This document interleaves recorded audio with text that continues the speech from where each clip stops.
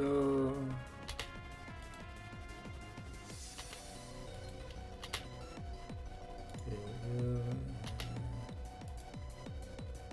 All right.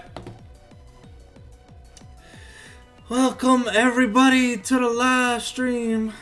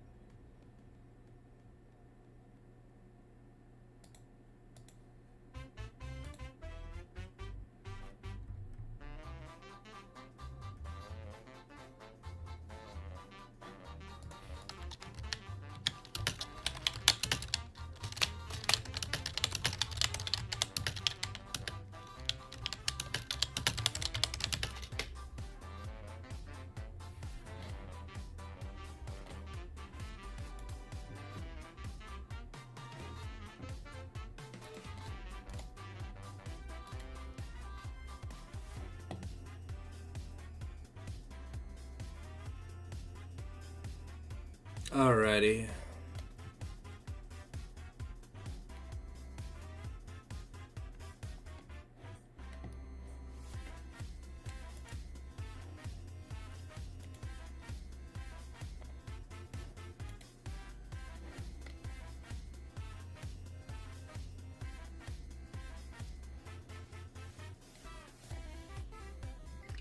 Won't be too long. We'll be getting the draft linked in just a second.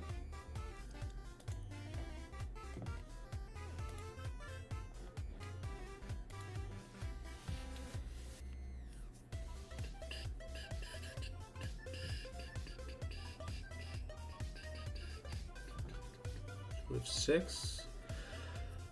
Who's missing? Wait, 1, 2, 3, 4, 5, 6, 7, 8. Oh, missing 2 players to invite. All right, well, we'll figure that out when we figure it out.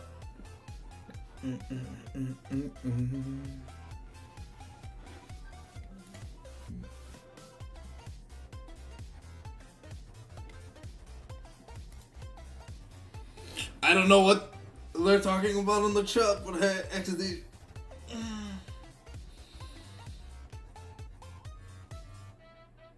Alright, so that just leaves 2 people, I believe. It looks like DH Blossom have opted for red side on game 1, as well as so it seems with the positioning of the players. So I'll have to see if that is the case, but alright, my mic is working. Alright, just making sure. Got some bomb Battlefield today. World's over. Yeah, my pick'ems could have been better, but I gave a lot of fave to teams that I shouldn't have given fave to. It's okay, I'll know for next year. Damn, you're talking shit about your own team. That's kind of cringe. But hey, it's okay. We live in a free society. So anything goes. My Twitch chat, I mean, all I ask is that people are respectful. So, just no slurs, no. Things will be fine. Imposter. Crazy.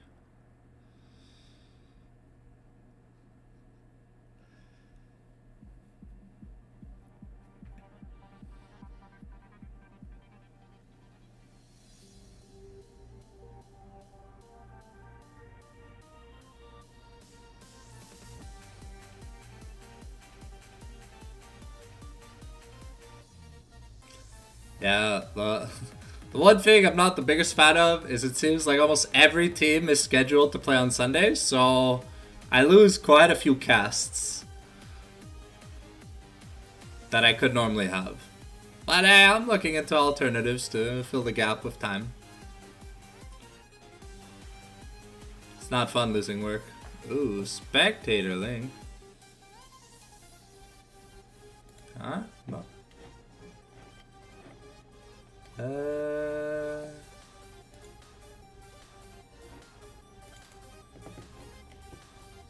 Okay, so it is confirmed that Blossom are on. Oops, wait.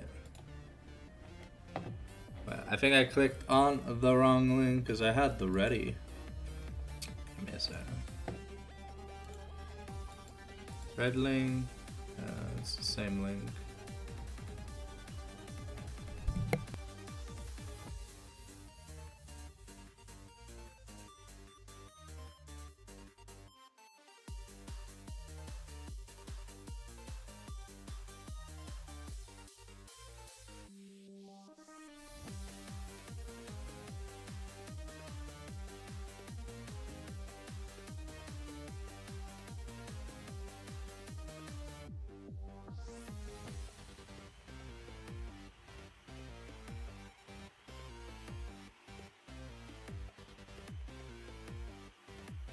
Apologies for that. I had to correct the bad link. I did not want to be the one drafting for DH Blossom. I want to be the one casting. Hey, what's up, Zavi? How you doing? Tonight we cast a victory. I don't know for who yet, but tonight we're casting a win. So. We just pray Blossom's gonna blossom. I'm doing good. I'm doing good. I don't have much to do now that Worlds is over, so I'm always looking for more content to record. So now I've been starting a playthrough of Banjo-Kazooie, and that's about it. That and mobile games. That's about all I do nowadays. I tried playing ranked and I had a Karma who insta-locked first pick blue side. I ran it down the entire game. Without saying anything. I don't know. Just pick Karma, died level 1, level 1, level 1, level 2, level 3. It's like, she was 0-10 by 10 minutes, man. It felt like I had a Yasuo support, but clearly there was no power spike.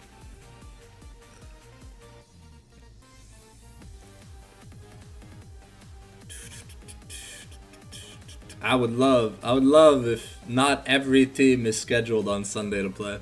It'd be fun to be able to cast multiple DH teams a week.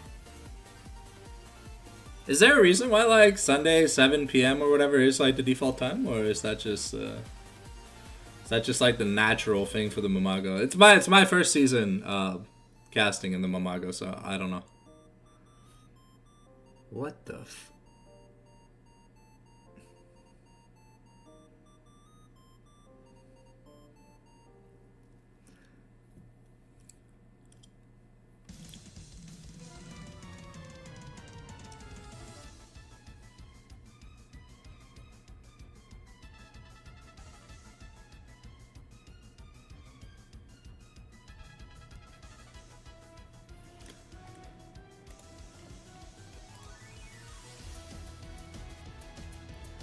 Xavi, I don't know if you know, but there's a TFT tournament, I think in like near the end of November, if you're gonna be participating. Or at least that's what Canal told me. He wants to maybe do it near the end of December. I think he wants to run the league tournament after Christmas.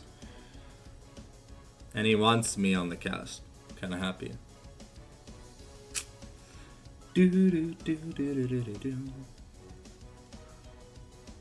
Man, this playlist is banging. Oh wait, I made it. Of course it's banging.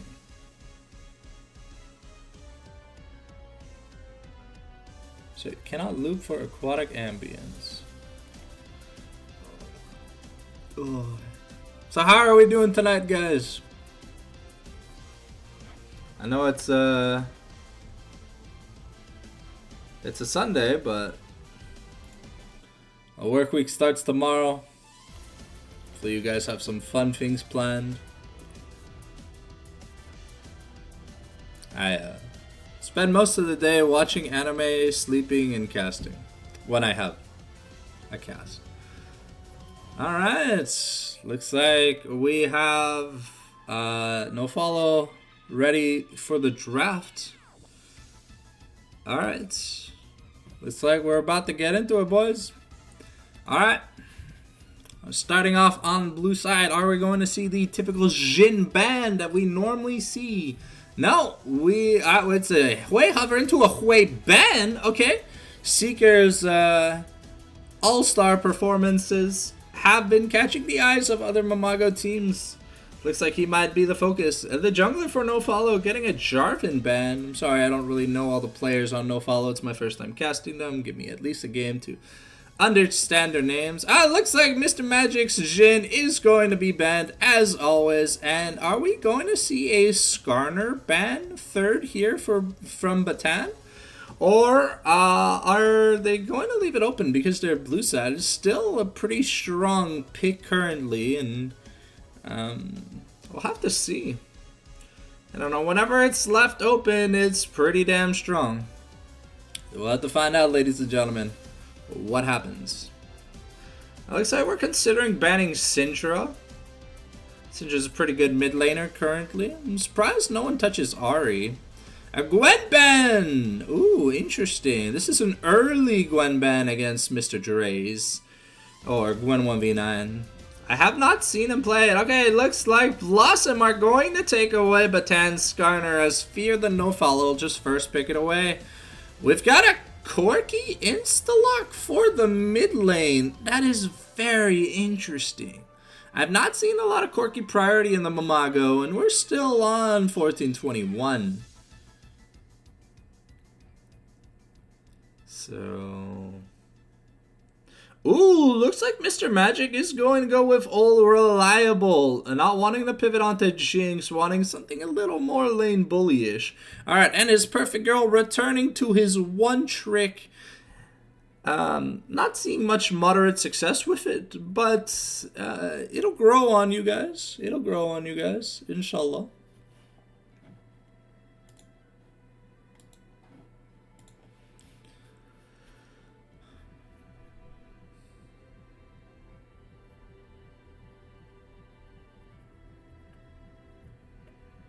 Alright. Looks like are we going to do Lucianami for the bot lane? It is a decent matchup into Caitlyn Bard. Not necessarily great in the super early game, but at the one item threshold, it does take over. We'll have to see. This Corki may also be an 80 carry pick, though I'm not too sure Corki and the Caitlyn does much.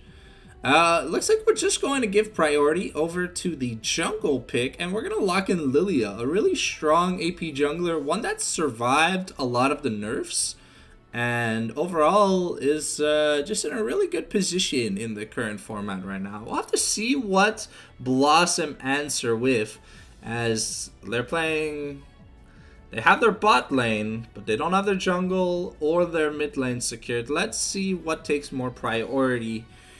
As looks like Batan is going to lock in the Karthus once again.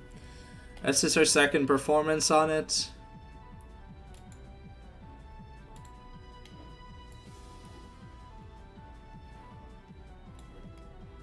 Alright, pivoting onto the bans.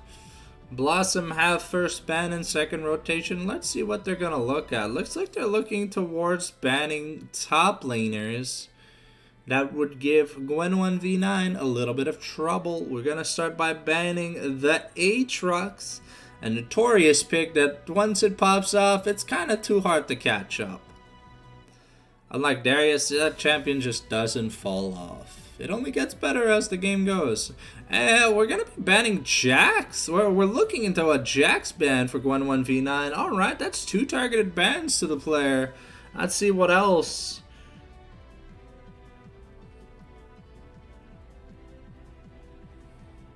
They can either ban an AD pick or ban a top lane pick on the side of Blossom for their final ban. Let's see what they go for. They're going to ban Gnar. Alright, we still have Rumble, Renekton, and Cassante open, but Ornn is also something to consider. Looks like we're just going to be banning, or we're hovering to ban the Aurora. Still a solid top lane pick that does really well into melee bullies or melee tanks. I'll have to see if that's the ban they're considering to go with. 3 seconds on the clock. It looks like Aurora is going to be the ban locked in. That's 3 bans aimed at Gwen V9, his champion pool. And the Gnar is also something he plays. Looks like we're going to keep counterpick for the top lane. We're going to give Seeker Ahri. But we have heavy magic damage and no frontline so far for the side of Blossom.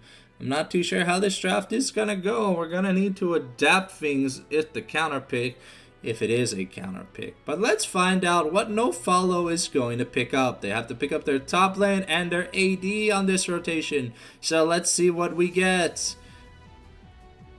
Is Corki? So it is Corki AD carry. Okay, so Corki Nami versus Caitlyn Bard. That's very interesting. Looks like we've got Annie the Pyromaniac in the mid lane for No Fallow.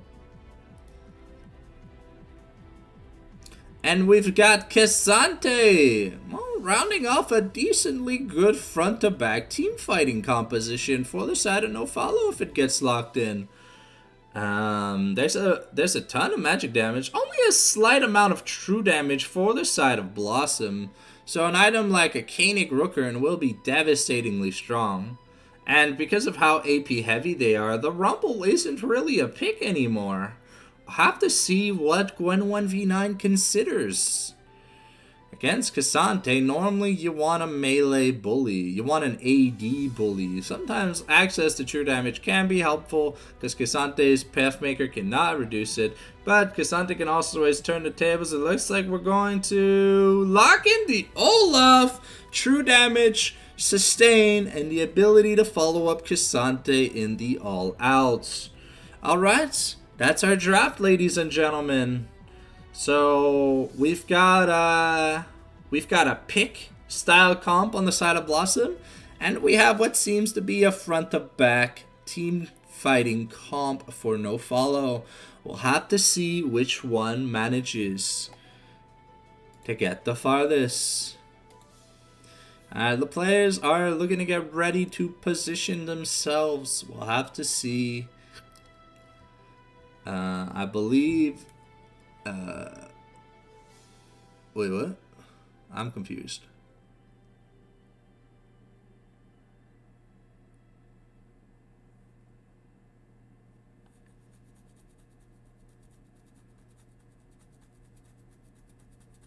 Alright, looks like the players are ready. We are going to get into the champ select. Interesting to see if this Corki is the bot lane pick. Could always be Annie Nami, but I think Annie is more of a pick into Ahri than anything. Alrighty. Let's get this game going, turn the draft off, and let's turn on Champion Select. A reminder to all spectators that we've got about 6 minutes between the spectator delay and the Champion Select. So if you need a snack, a drink, or a bathroom break, now's the time. I'll just sit here in silence. If you have any questions for me, as always, feel free to ask. Music will be off during the games, and we'll be back on in between load screens. So yeah. Hopefully you guys enjoy the cast, and as always, if you enjoy what you see here tonight, please do drop a follow and consider subscribing on YouTube. We are making a push to 1,000 subscribers, and I upload daily content for your viewing pleasure. Not always casting, but sometimes some games and some perspectives. I do co-streaming and a bunch of other things. So anyways, thank you if you look into it. But otherwise, enjoy the show. Okay, so it looks like it is going to be a Corki 80 carry. Interesting. I do believe in the early game that Blossom has the stronger laners, but we'll have to see because this Karthus pick normally is a pick that never leaves the jungle. Sometimes, like, unless it knows it can't be contested, it'll do grubs and like dragon and stuff. But most of the time, it's a power farm simulator that's looking to get as much gold as fast as it can. And with its isolated Q damage on any unit it hits, so isolated means if it's the only one that it hits, it does double damage. Looks like the champion select is about to be over, ladies and gentlemen. We're going to be entering the 4 minutes of Gucci Muchi before we get into the game. I'm very excited to see how this Corki Nami pick work out for No Fallow. Blossom's been on a bit of a blunder streak, but we pray that success comes to our peers. Anyways, I'm gonna mic off until we get into the game. But if you have any questions, I will be present, so ask away. And we'll see you guys in the game.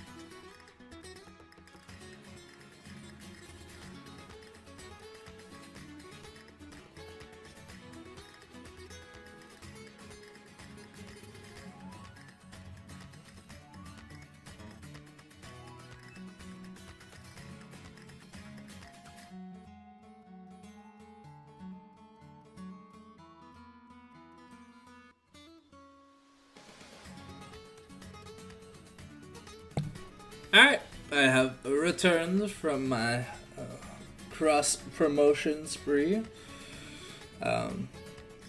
My keyboard makes a lot of noise, so I tend to have to turn the mic off when I'm typing because it's all you can hear.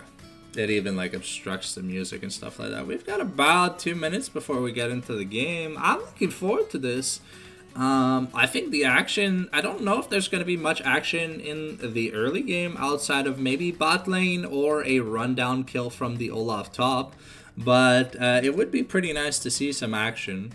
I'm curious as, like I mentioned in the draft, I was curious to see how this Corki Nami works, but I can understand that the Gatling gun plus the little, the bubbles from Nami, the slow bubbles really help, and I feel like if Magic mispositions early in the laning phase and Bard misses a Cosmic Binding, things could get ugly fast. Corki does have access to a lot of true damage, and his burst is nothing to sneeze at.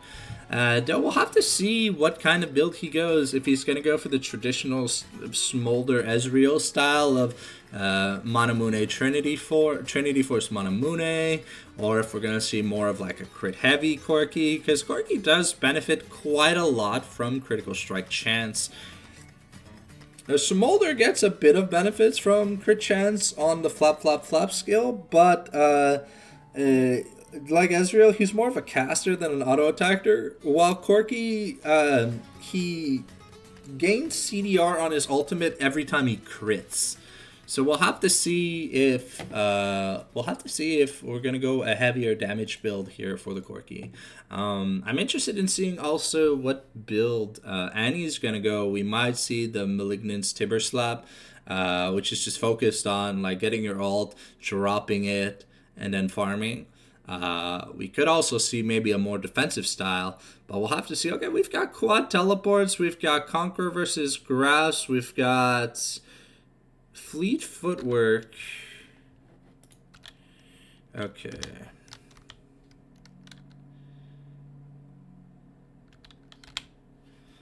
Here we go.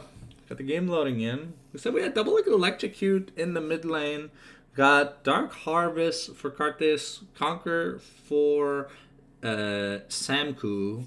Okay, so we've got Fennec, Samku, Let Me Rope, Lequick, and Fatchonk versus Gwen 1v9, Batan, 7th Seeker, Mr. Magic, and his perfect girl. It looks like we're doing a bot side early invade for the side of No Fallow. Mr. Magic going to be able to get away. One thing that is useful to understand is that Annie starts with her passive, and normally they normally start W, or they can start Q. But the spell that is cast when Annie has 4 stacks will stun someone. So if you do like Q Bear while having 4 stacks, your Q will be the thing that stuns, Tibbers will not. So you have to understand the sequence of which you use your spells first. So that's why often it looks like we got some defensive vision on Samku's blue buff. And we got a lot of vision on Batan's jungle. Looks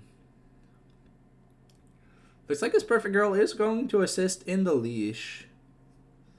And the ward was cleared, so we will get a bit of gold. Unfortunately, we are in the patch where there is no XP for ward kills.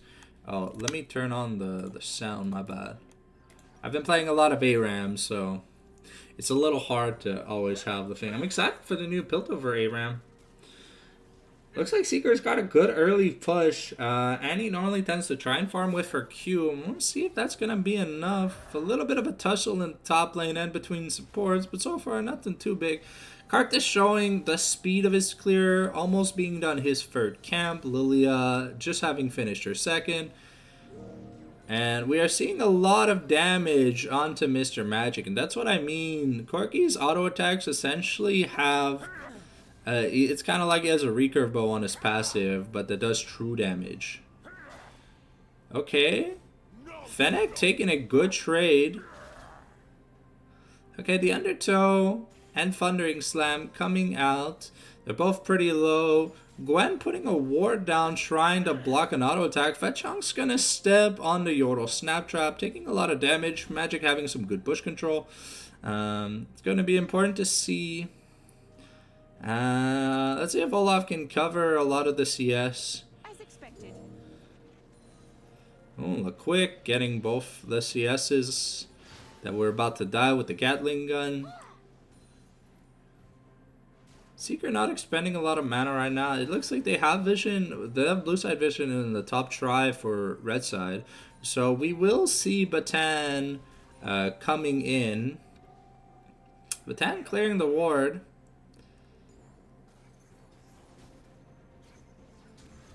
Okay. Looks like we're just going to trade scuttles. Annie is looking to follow the Karthus. It's going to not find the Karthus. Oh. Batan going to get caught. And the first blood goes over to Let Me Rope. Seeker takes advantage to push a Waven. Let's see how much CS we can deny. But this is unfortunate, as now Seeker's going to be the recipient of a gank. The red buff is under him. Seeker forced a flash. The watch out Eep is going to do damage. But Seeker's now no flash. Chunked really badly. And this is going to give Lily a priority on the second scuttle. We'll have to see how Samku plays with disadvantage of a camp up that he's been given. And we will also be able to tell once Annie recalls what kind of build she's going for. We'll see. Looks like we are probably going Malignance first for Seeker. He picked up a bit of AP and some mana so he can use his Orb of Deception more. Top laners have not yet bagged. Magic getting a good 90 caliber net. But his perfect girl getting chunked quite a bit. A Thundering Slam coming down onto Fennec. Fennec looking worse for wear in that trade, but Olaf tends to win these early trades. It tends to be starting from like the 0.5 item mark where Cassante is able to stabilize. Cassante always having mana problems early. Magic doing a good job CSing. even though his support is taking a lot of pressure. But the lane is negatively impacted towards him, so we'll have to be careful because Magic could lose out. It looks like we got a Valkyrie forward, forcing the flash because of the bubble proc. Would have ended up almost killing Magic. Liquick is going to stay. Caitlyn can't afford to lose the entirety of this wave. Getting a nice Caitlyn Q out. Alright, looks like Liquick is going to take a back. Is up about a wave-ish. Batan visiting Fennec again. But let's see if this time it'll look better. And unfortunately, just Pathmaker's out. Fennec will be safe. Karthus is not down a camp. They're even in CS. Remember, Karthus does farm almost like 50% faster than Lilia. Fennec gonna do what he can, but he has to be careful about that Ragnarok. Ooh! Oh, the all-out into channeled Pathmaker true damage is gonna be enough. Samku forced a flash. The Tibbers plus stun. Batan's going to get the grubs, but with flash. Let it rope. Has a double kill here. What a nice sequencing of the stun to get rid of the Bard first to make sure there was no opportunity for the Cosmic Binding. Magic hasn't had the opportunity to take a recall yet, but we've got Shintir here for Liquick. We also got a Lost Chapter for Rope. We've got Leandri start, I believe, for Lilia, and Iceborne Gauntlet for Cassante. Olaf looks to be going Black Cleaver or Stridebreaker first item. It really depends what he needs. I think Black Cleaver might be situationally better in this case because it provides the speed up when you hit things. But Stridebreaker does offer you a slow, which makes chasing easier. So they both kind of help. Alright, Batan back to farming. Looks like we're also going... Now, Batan is going for a Black Fire Torch start. We could be seeing a Black Fire Torch by Lilia, but... Karthus, being a really big mana eater, really needs to conserve his mana early game, and having access to a big mana pool means a lot of Skittles or Lay Waste. This Perfect Girl going to get a decent chunk onto Fat Chunk, and Fat Chunk will just use Ebb and Flow to heal up. Looks like we've almost got a Malignance here for Lemmy Rope. That's going to be pretty big. Caitlyn going with the Collector first. We're going to see the Tofo 3 securing that last caster minion. In the mid lane, it's really a battle of who gets their ult off first, because it's a huge amount of damage. Batan just going back to power clearing. Because Batan clears much faster than Lilia.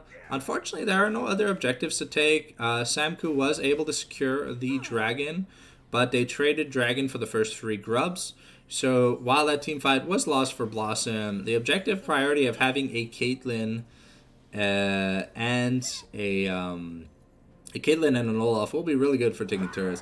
Other than that, unfortunately, Ahri and Bard don't really do well in terms of taking turrets. AP champions, they need a lot of AP to do building damage, and Bard's going tank, so he might have Demolish. I don't know if I can see runes here, but I don't believe I can.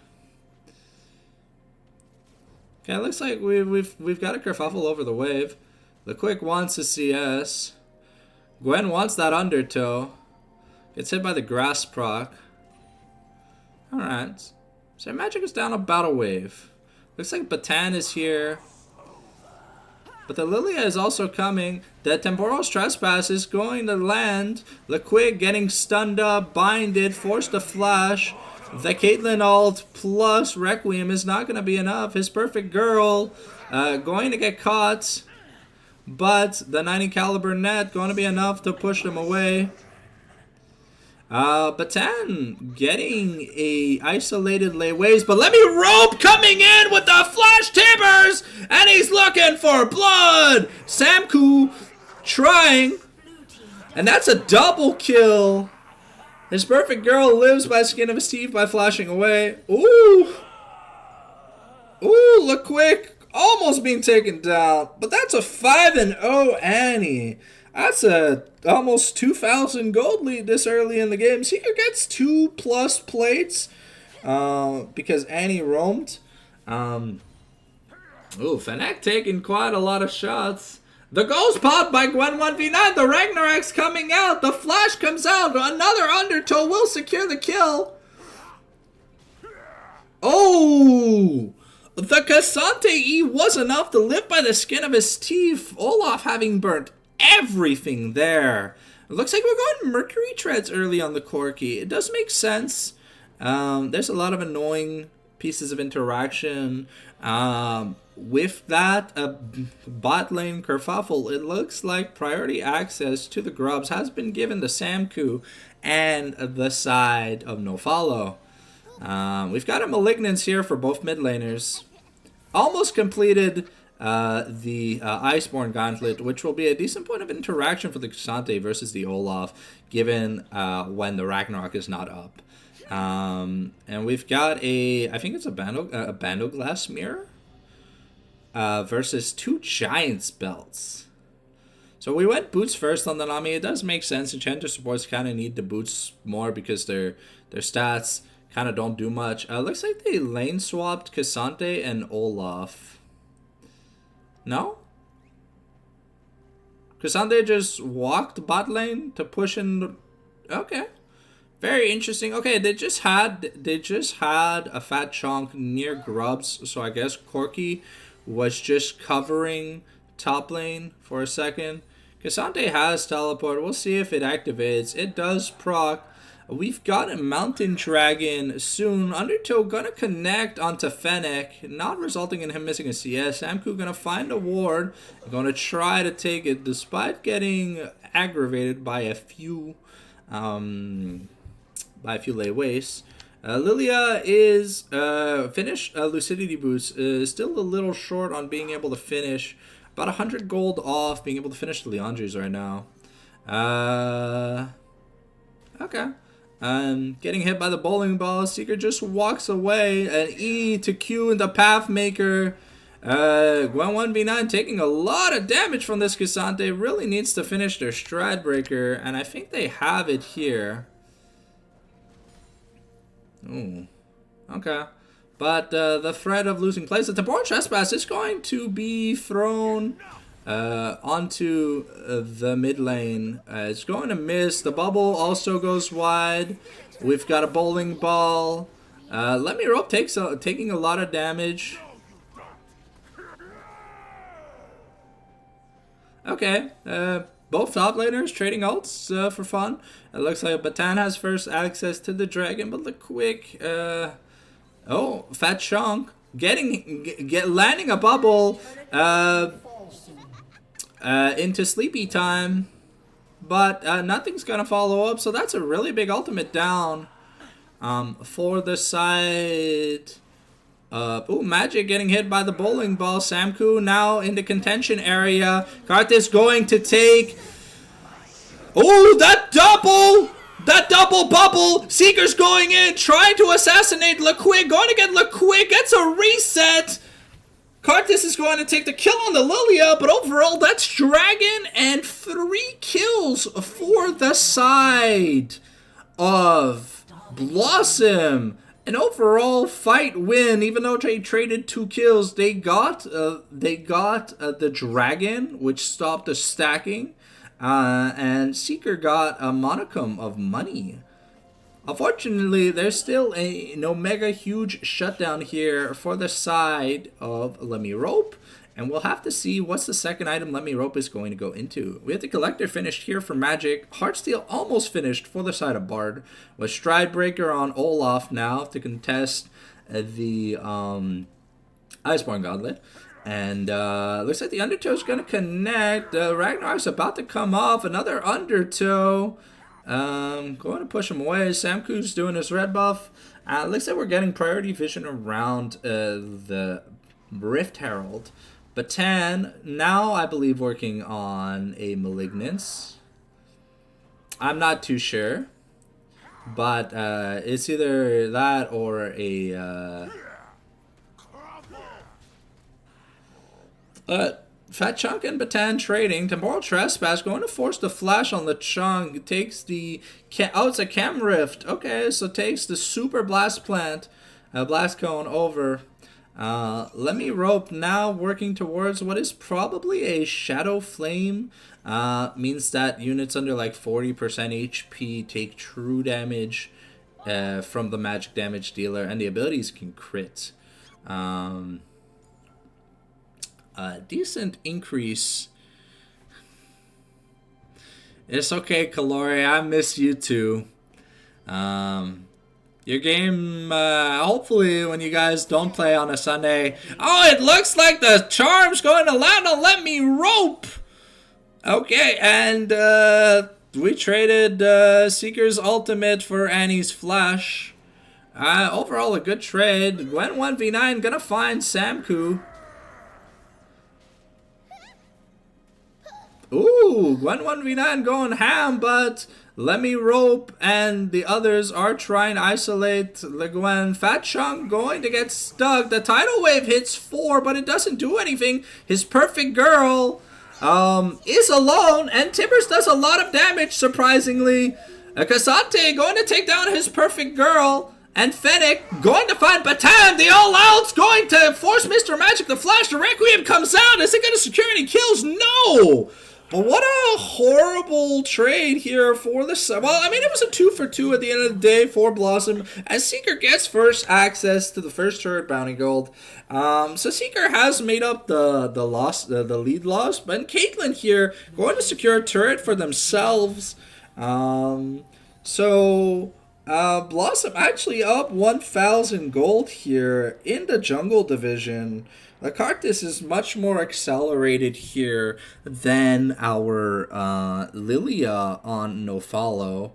It looks like Shadow Flame is indeed the correct build, the correct buy for Let Me Rope. Has both components for it. Which Corgi finishing the Trinity Force is going to be big, but Magic slowly working onto an Infinity Edge, I believe. I believe we're going to see an Imperial Mandate for Fat Chunk. We got the Mercury Chats for Cassante because they have a lot of slows and crowd control here for the side of Blossom. Horizon Focus second item finish here on Seeker already. Seeker now having a wee bit of a gold advantage. Maybe just like it's going to equalize once either Let Me Rope or Seeker get back to the wave.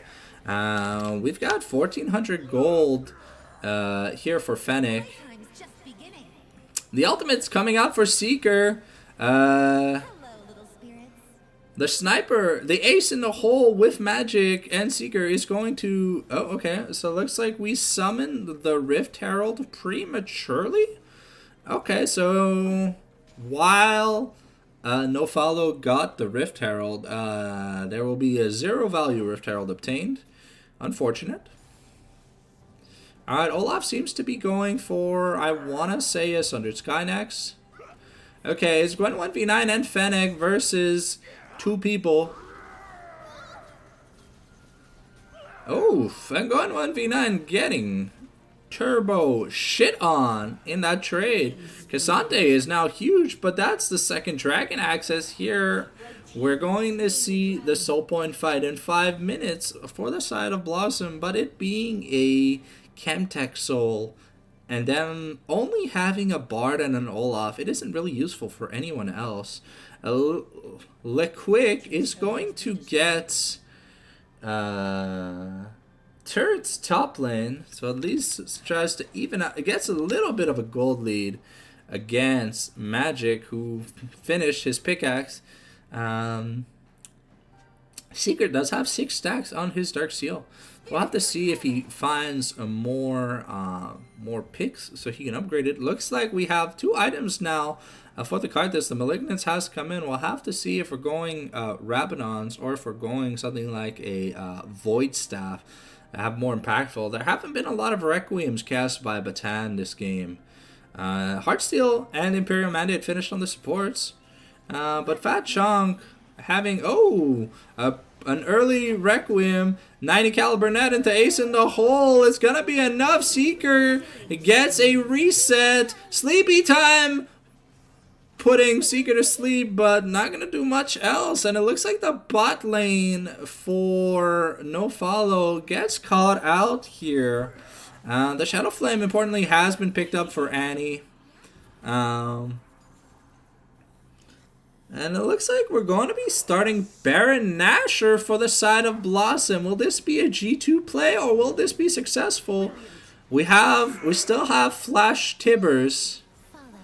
And ooh, Samku almost going to die on that. It looks like it's going to be a no contest Baron here for the side of Blossom.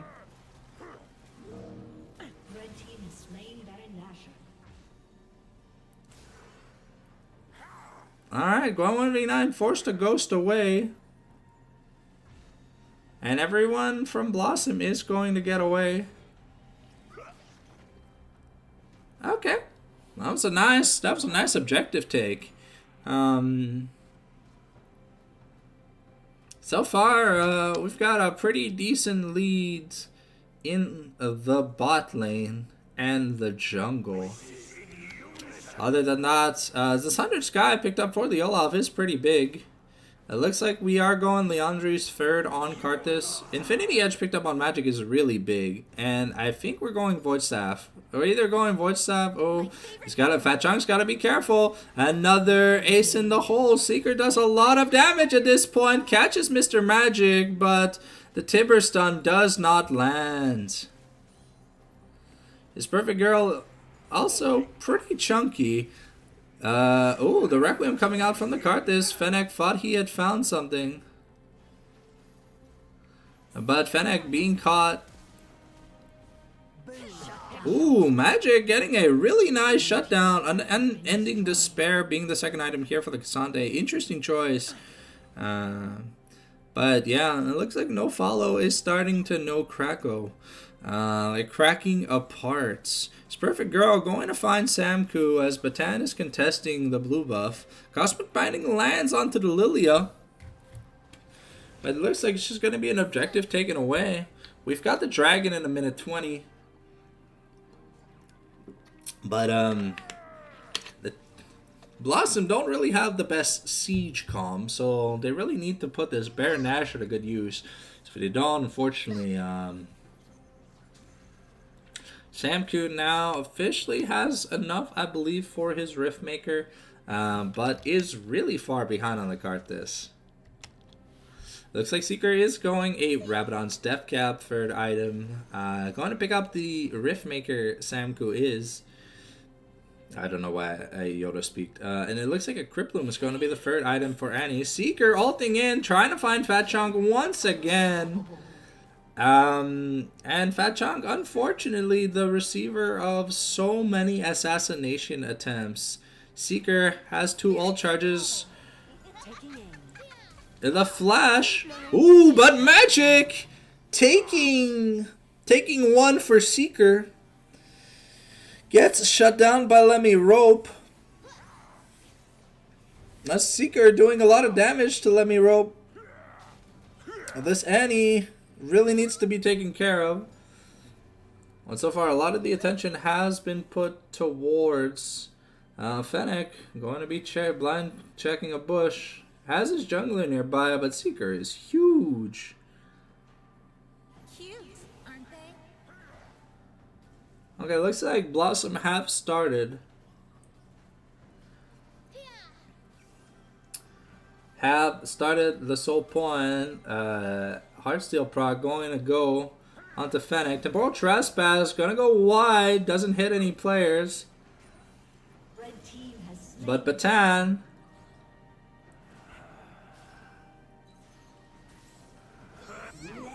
Okay. Another Requiem coming out. But hey, Dragon for jungler when there's no Baron for 2 minutes is pretty good. Unfortunately, it is a Chem Soul point. We'll have to see here. Corki finishes Muramana, which is good. Lilia investing in some magic resist because Seeker does way too much damage. Have to see what Seeker looks to be stealing the enemy blue buff. And getting another catch onto Fat Chunk. Fat Chunk. Ooh, going to get a kill regardless of the flash heal from Fat Chunk. His perfect girl going to try to help get a kill on Liquig, but Liquig not going to die. Unfortunately, this Ahri is going to be a problem. Let's see how much money Seeker has. Doesn't have enough. Down about 110 gold for his Rabadons. I believe it's 1100 the combined cost.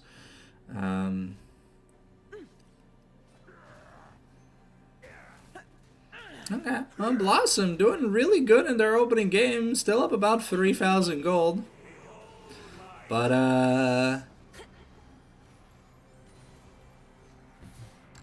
okay. Looks like Seeker doesn't have enough yet. Probably needs like just another 50 gold or something to finish his item. And it looks like with 1200 he should have enough. Let's see exactly what Seeker has. Yeah, it was 1200 gold the cost. It looks like we're teleporting the Ahri into the bot lane to match the Cassante, but the Cassante is resetting to buy. Working on some magic resist now because this Ahri is absolutely humongous. Gwen 1v9 figures that magic resist could also be helpful against this really big 3-item Annie. The gold lead in the mid lane is only about 150 gold. Both mid laners are assassins at this point. Fat Chunk losing about 30% of their HP to a 90 caliber net auto to a Caitlyn Q. And we'll have to see. Magic probably working on a rapid fire cannon. Liquig knows that Seeker was here. Lemmy Rope getting caught out. Seeker getting shut down by Lemmy Rope is huge. We've got sleepy time, but oh, failing the flash over the wall. Samku's going to die, and that's a 2-for-1 trade. Fennec not being able to provide any peel in this team fight. Looks like we've got priority access to Baron Nashor here for Blossom. But the fact that Annie is getting all these kills is a little worrying. But if she's dead, then No Fallow don't really have any follow up. Okay, Caitlyn landing another Q.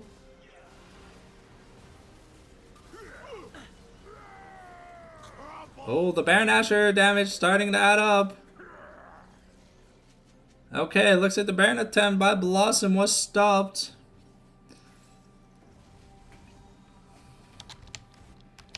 Didn't have enough money to get the Seeker's arm guard here for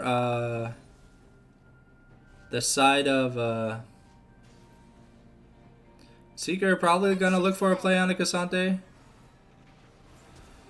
Forces the flash onto Liquig, but it's going to take a massive amount of damage, and the Corki just strikes back! The crit true damage is going to do a lot. Seeker going to have an early grave. The momentum's starting to fall off for Blossom here.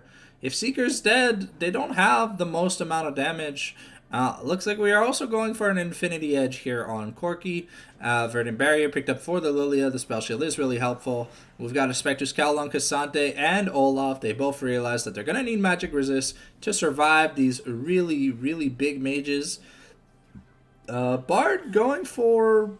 I'm not too sure what item he's going for. Maybe a Canic Rooker? And he does a lot of damage, but it's a short burst. So if you can survive the burst, you're fine.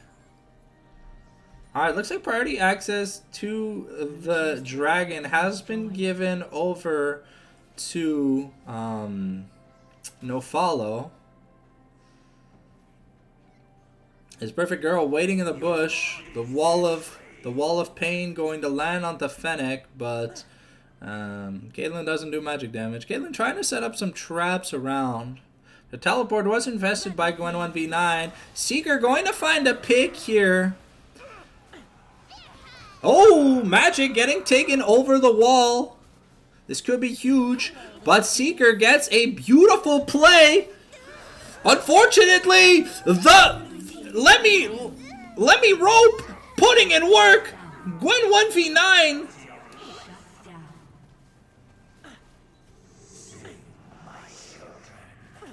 Oh, the burn damage is probably going to kill Samku. No, Samku going to live by the skin of their teeth. Unfortunately, Cassante found a Cartus when all outing Caitlyn over the wall, and that's why he died so fast. Sadly, no magic resist, and wasn't able to interrupt, but more and more kills are going on to this Annie. And Seeker is taking a lot of kills, but Magic starting to build up a 2,000-ish gold lead at this point. Almost 4 items on the Caitlyn. If uninterrupted, he does quite a bit of damage, but you can't ignore Corki's true damage. Doesn't matter how tanky this Olaf is.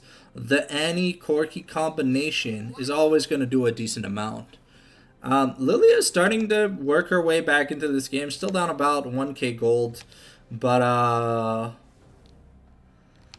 yeah, it looks like we're going a Spirit Visage here for the Cassante. We picked up the Leandries here for Carthus. Carthus already has the Oblivion Orb, and they picked up a Dark Seal. Let me rope. Oh, it's Perfect Girl getting a pick onto Gwen 1v9 getting caught. So we've caught the Annie versus catching the Temporal Trespass is going to be enough.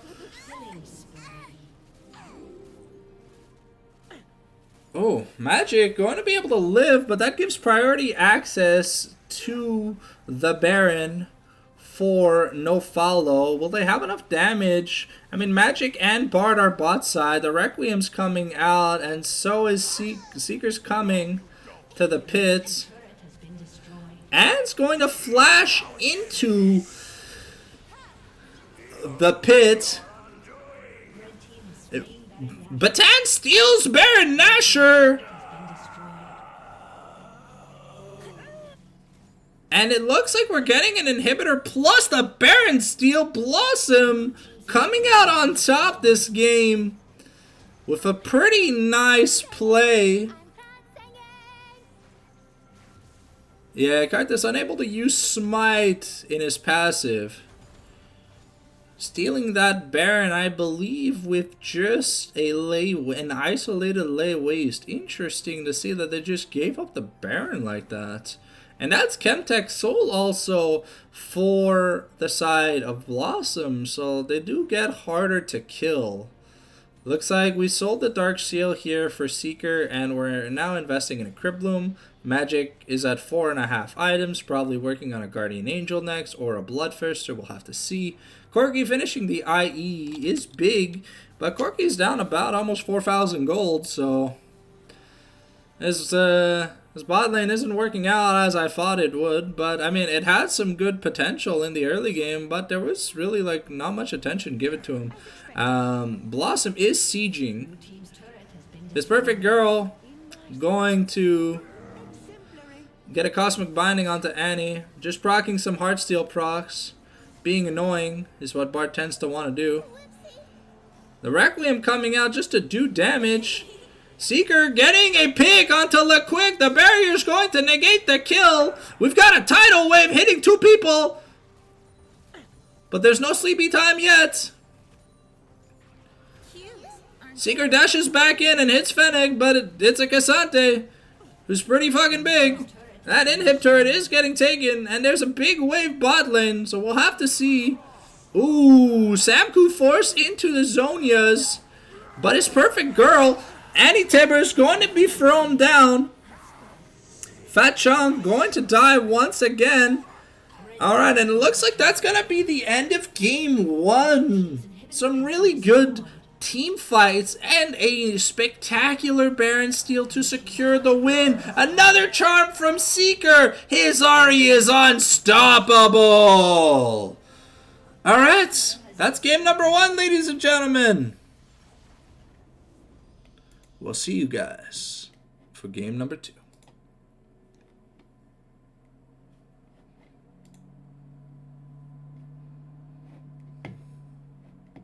Oh yeah, I have to edit this. I have to put up the score. So we've got, let me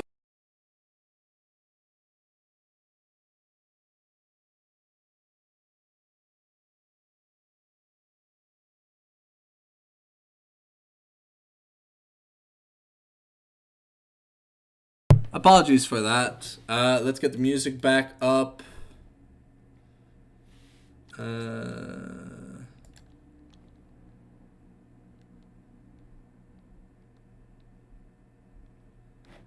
Let's put the Apex link here. As we get ready, let's resume the music and let's show draft. Looks like No Fallow will opt to take No Fallow will opt to take red for game number 2. Have to see if the coordination and consistency for Blossom gets to hold up. Last week we saw a beautiful game 1 into an unfortunate reverse sweep. Alright, looks like Blossom is ready for the draft. We'll have to see for No Fallow. How did we like game 1, guys? Sorry if my voice sounds a little irritable. I have been drinking less water. But there was so much action that game. I didn't have much time besides the early game to get a few swigs of my Wawa.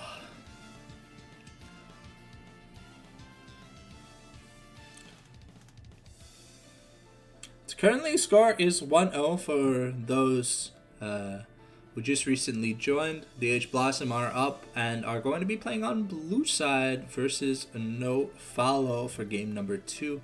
We'll be able to see if this is Blossom's first 2-0. It could be. Let's see if the momentum carries through. You know, the nerves and the jitters sometimes are a lot for players, but Seeker with a magnificent performance on Ari. You can always expect Seeker to be playing really well when he's not tilted. Looks like the draft has started. Alright, let's see. Are we going to pay any attention to this Ari ban? Because while the Annie did a lot of work, I feel like, unfortunately, Annie ulting a tank and Olaf just immuning the stun kind of ruins that. But we'll have to see. Alright, we got 9 seconds left on the clock for the first ban for Blossom. Looks like Blossom are going to keep the same bans. Sam Koo's Jarvan is going to be banned away. We're going to be banning Mr. Magic's Jhin.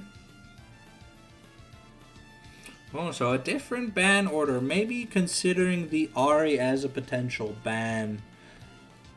But Blossom is on blue side, so they won't have to ban this Garner this game. Looks like we're going to keep up the ban against Let Me Rope Syndra.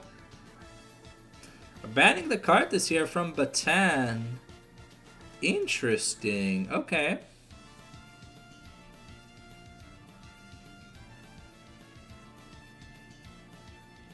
Third ban here coming out from Blossom. I wonder what it's gonna be. It looks like we're banning the Lilia, so it looks like we're gonna be... Ooh, that's a 4th jungle ban invested, but this time the Hui and the Ari are left open. Let's see what Blossom are going to prioritize as a first pick, as Batan's One Trick has been banned. But the Gwen coming through as a hover. Will it be locked in? Gwen is not normally something you blind pick though, but I don't think they'd be given counter pick otherwise.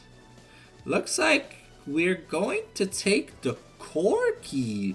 Now, this could be a flex, but I think it might just be Corki for the mid lane of Seeker. Let's see what No Fallow has to answer with that.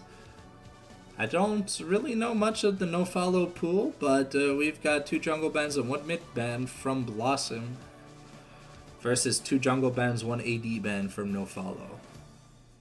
What to see what No Fallow is going to pick here. Looks like we're going to go with Ash, the consistent, low econ, high utility AD carry. And okay, the priority in bot lane has been locked in for No Fallow, so bot lane won't be as sketchy, let's just say that much. The lack of engage on both teams was also a little stupendous, so maybe we'll see a little bit more engage drafted in this game, as a lot of junglers have been banned out. So maybe we'll just go back to playing the tank game. Okay, the clock is ticking for Blossom. What are we going to take here? Oh, looks like it is Corki for Seeker, and Mr. Magic is just going to pick Caitlyn.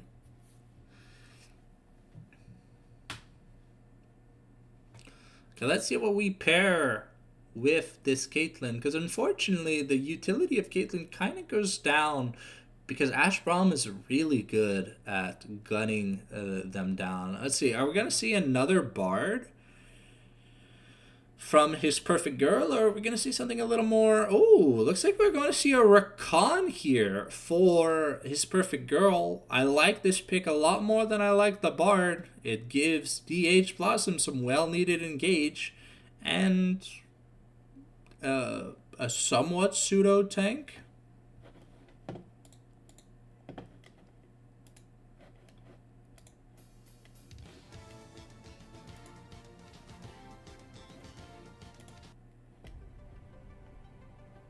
Alright. Looks like we're going to be picking up Samku's Wukong here. Could be a flex for top lane, but I don't know. So we have a lot of AD, so they're probably signifying that they want either an AP jungler or an AP top laner. Looks like we're hovering the Gwen ban, which makes a lot of sense, as it's really good into Ashe. Oh, no. We're going to ban a Mumu instead. Okay, really limiting the amount of AP junglers. Now, there's still like Bran, Zyra, and Nidalee, but Batan won't get to build the unoptimal build on the Amumu this time. We'll have to see here what Blossom are considering banning. Looks like we're just going to be banning Aatrox away from Fennec.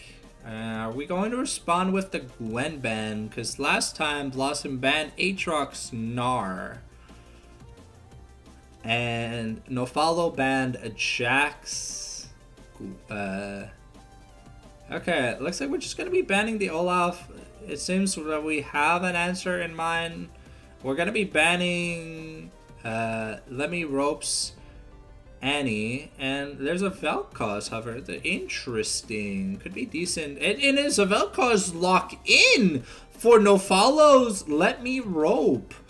Alright, already a very interesting draft. Got some synergy with the Wukong having an additional knockup, and the amount of flat damage that Vel'Koz can provide is pretty interesting.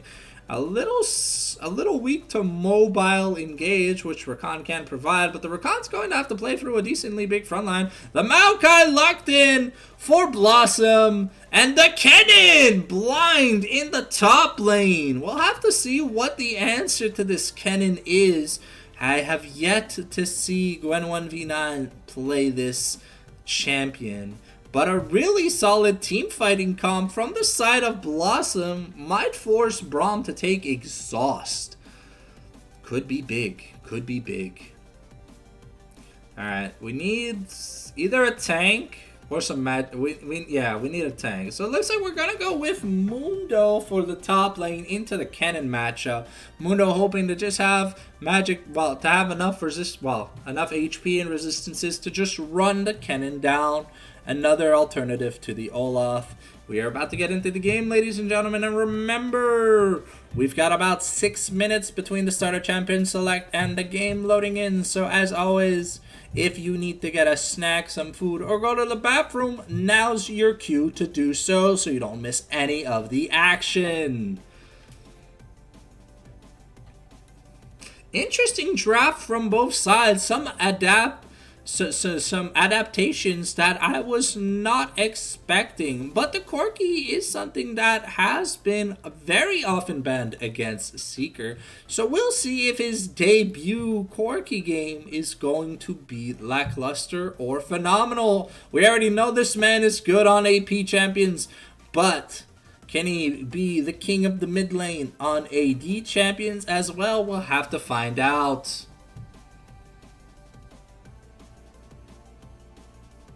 And the players are placing themselves. It looks like we are going to get into Champ Select. It is time to hide the draft and get ready to start the game.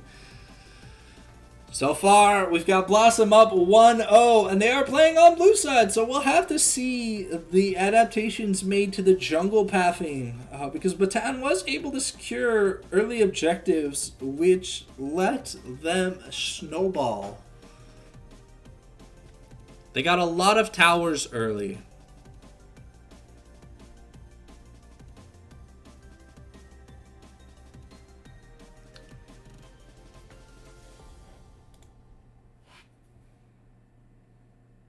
I will mic off while we do this. I will give myself the opportunity to go to the washroom myself, and I shall be back with a pristinely cold bottle of water.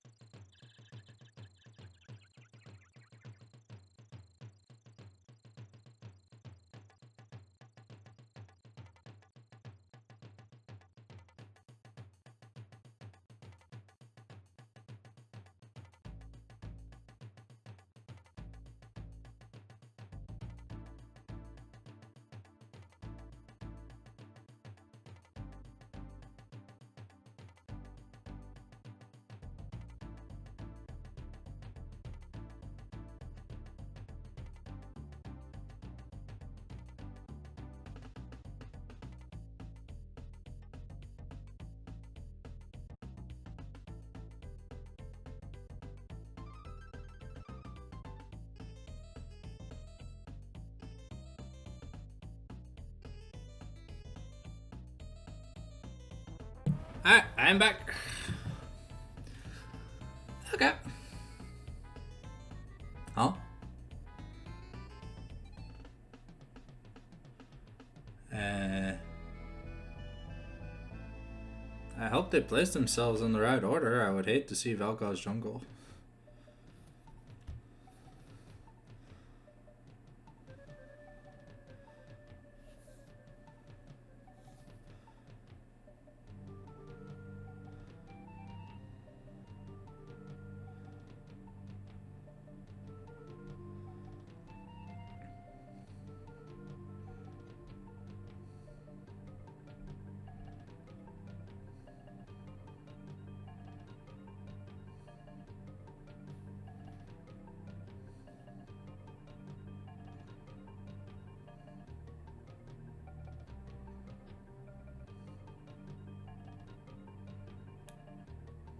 Alright, we have entered spectator delay.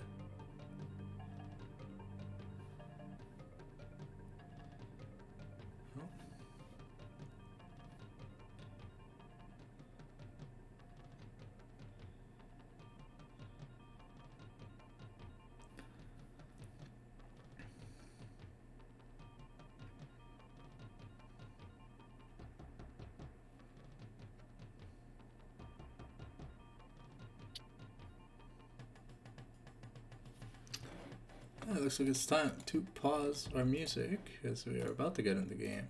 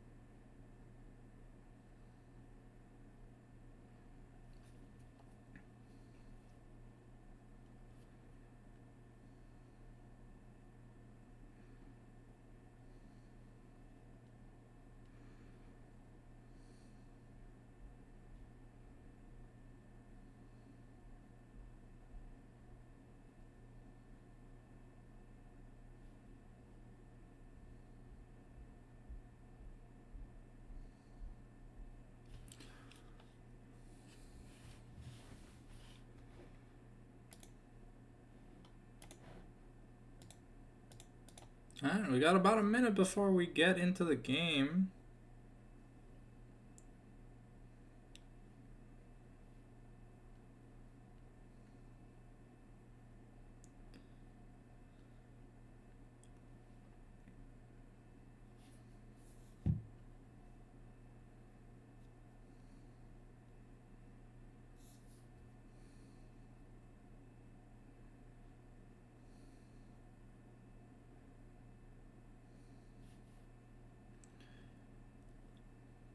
Catching up on my mobile game while we wait. What?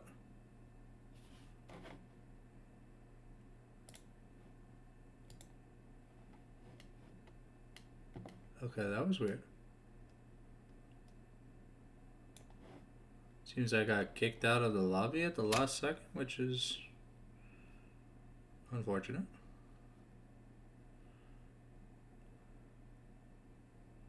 Okay, looks like the player order was correct.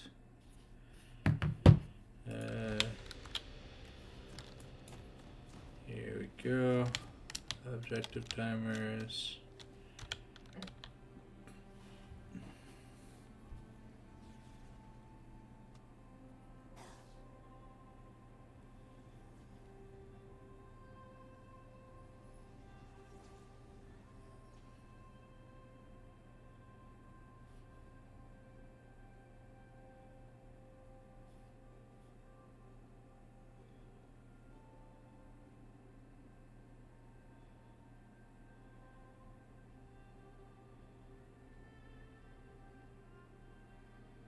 Welcome to Summoner's Rift. Alright, looks like we've got Phase Rush versus Conquer in the jungle.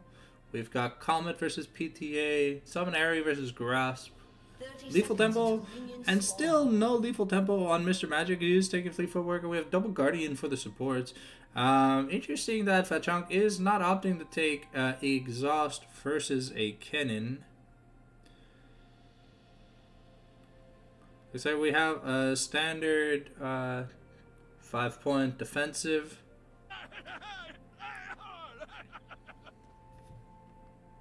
Mother always said, float Minions have like spawned. iceberg, sting like...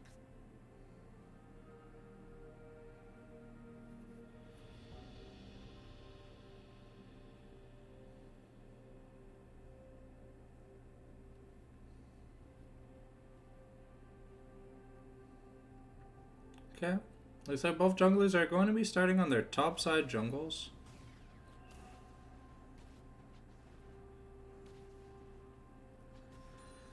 Red Baron Corki versus Arclight Vel'Koz. Interesting skin matchup.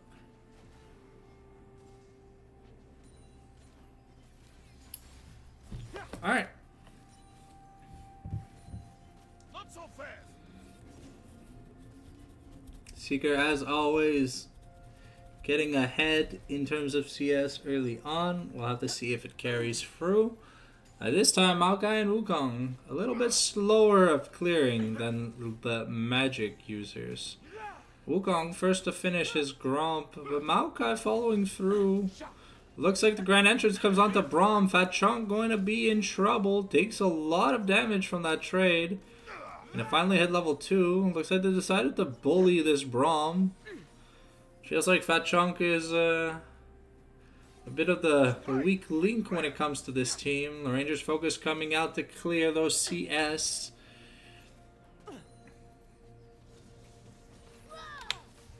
Okay, Gwen 1v9 going in on Fennec, progging the pill. Well, taking a decent amount of minion damage. Going to be chunking Fennec pretty hard, pushing him back. Mr. Magic, this time in a much more comfortable bullying position. With the Fleet Footwork, he's completely sustained. And his mana pool is really high up there. Oh, Seeker getting hit by the geometry angles. Forced the Valkyrie away. But Gwen 1v9 getting a good chunk. Getting a turret shot in compensation, not what he wanted. Another turret shot, this is bad. The HP advantage that Gwen 1v9 built up is starting to dissipate. so fast.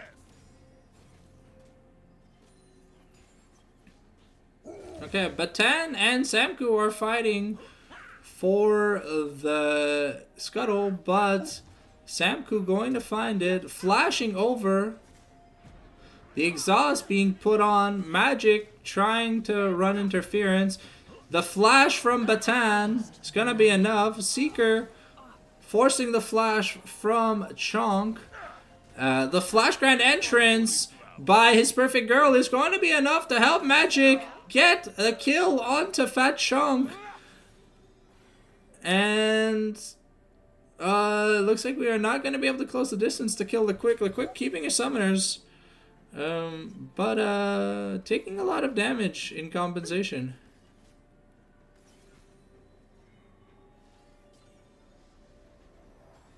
Okay.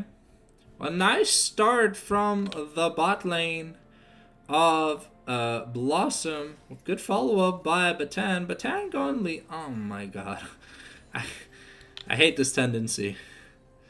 Full AP Maokai. Okay, well, fortunately it looks like we're not going to have much of a tank on the side of Blossom, which could come to bite them in the ass. But, ooh, the Valkyrie to dodge the split beams. Seeker's first buy was just a call. And it looks like they're trying to get something onto this Ashe. But the Unbreakable is going to stop all those advances. Let's see where we are standing gold-wise. Maokai up about 200 gold. Caitlyn up about 400 because of a kill. And the Ashe not having taken her first back yet, looking to back now. DH looking to push in that bot lane. Seeker getting a tier in boots on his back. Vel'Koz trying to go for a last chapter, but did not have the money for it, so picked up boots instead. Oh, Guan 1v9 missing some crucial CS, taking an infected cleaver to the face. Does have the level 6, but doesn't have the momentum to kill Fennec yet. Looks like we are going, I think we are, I mean, it could be going Heartsteel, but probably just going Warmogs. Seeker getting hit by the Vel'Koz passive, taking a lot of damage in this trade against Robe. Okay, looks like we've got a Serrated Dirk and Dagger boots to just 2 Longsword boots for the bot lane for the bot lanes. It's Perfect Girl going to be threatened by the Braum Q, has to path back. Well, important notice, Caitlyn was not forced to use Cleanse early, so we'll have it for the first Ashe ult. It looks like Blossom are putting their resources into getting the first dragon versus trading the first set of grubs. Okay, so that Ocean Dragon, it's not going to be a Chem Soul this game, but Wukong is going to have triple grubs. Ocean Dragon probably not worth the first set of grubs. But with having no priority on the top side of the map. Ooh, the Valkyrie being interrupted. The Life Disintegration Ray forcing the flash from Seeker. Lemmy Rope is getting the better of Seeker again in this laning phase. Not so fast.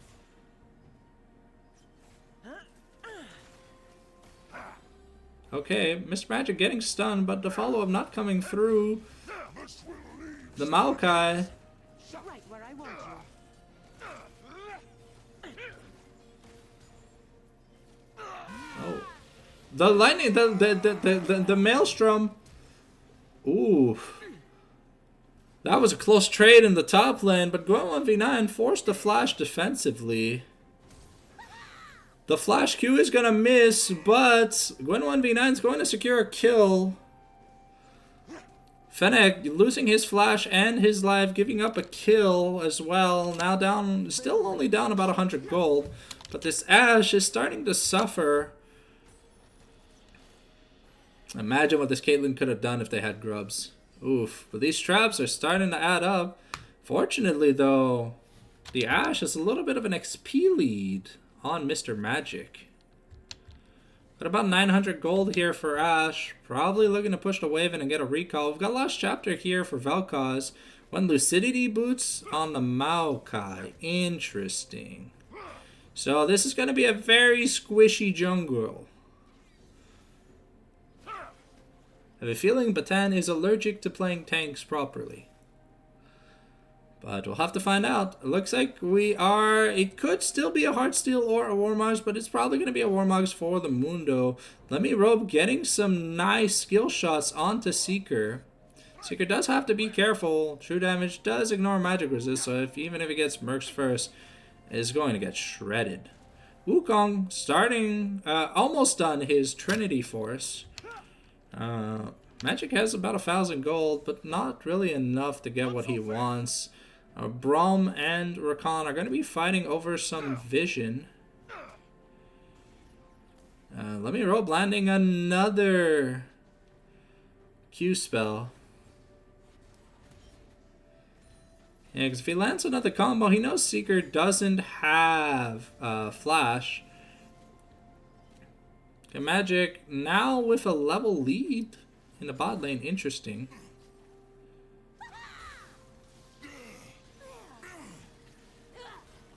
Yeah, Mundo just picking up his pill, throwing a cleaver at Gwen's face.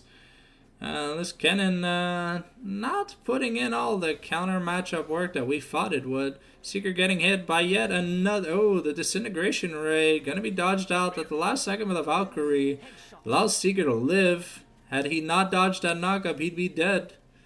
Looks like we got 40 seconds on the grubs.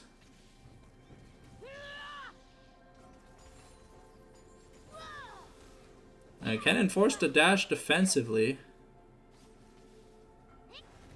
Oh, Seeker getting chunked once again right after teleporting in. But Mundo doing really good right now. The ultimates...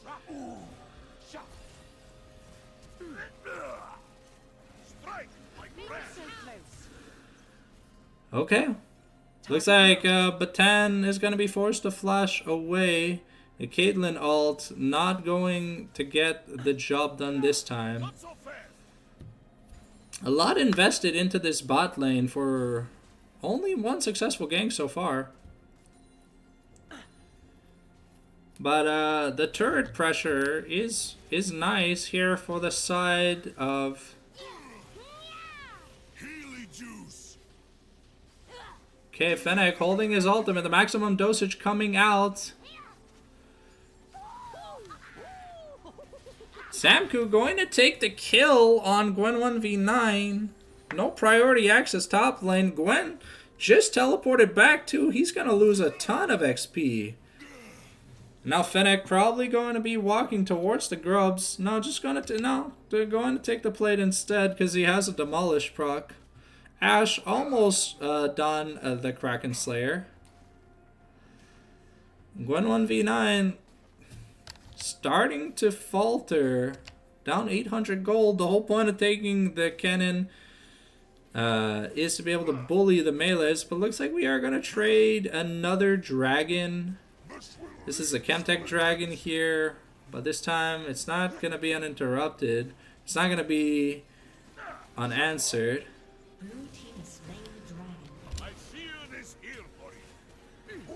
Rakan going to die. Batan getting annihilated by the Vel'Koz. This squishy... oh, the cleanse coming out from Mr. Magic. Double kill. The Q spell not going to land. But Mundo now pretty big with a Warmogs. But that was some nice money for the Vel'Koz. The Luden's Companion being finished early. Oh, Fat Chong just... Oh, and Magic faltering that play, but Fat Chunk not putting the wall up in the right direction. It has the ability to break the first projectile. It absorbs projectiles, but it completely nullifies the first projectile use. Had he used the Unbreakable properly, he would have just killed Caitlyn. Now this tower's not gonna last long. And Caitlyn with 0 grubs kind of feels bad. Seeker taking a massive chunk from Let Me Rope. The momentum starting to shallow out here. But No Fallow had a good early game last game. Unfortunately, Fat Chunk was the recipient of some really bad placements. Batan is pathing towards topside for the Rift Herald. Right where I want you. The Unbreakable coming out, gonna catch the Braum. Mr. Magic gonna get tagged by the Braum Q, but it's not gonna be enough. Batan looking towards a play maybe in the mid lane. The 2v2 probably happening. Braum ultimate for basically nothing was used up in the bot side. Got the Kraken Slayer now on Ash. Mundo's just gonna take the first turret. Samku here going to assassinate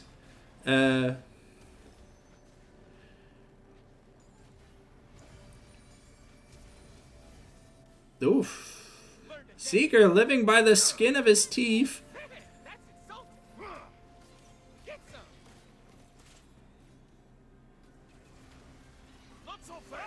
Ash not having access to flash. Mr. Magic going to secure a kill.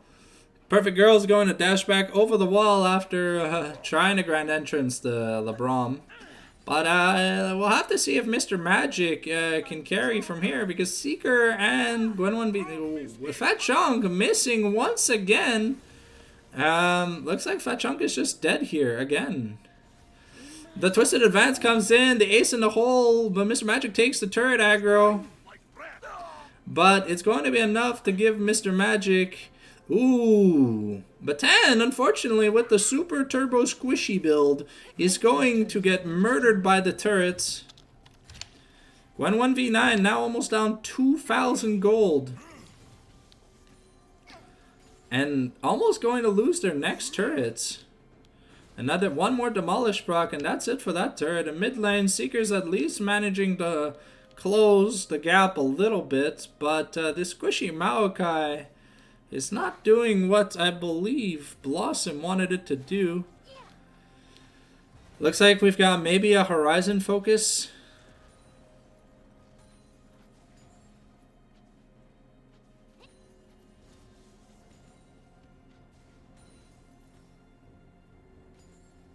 Okay, is Perfect Girl looking for a play maybe in the mid lane?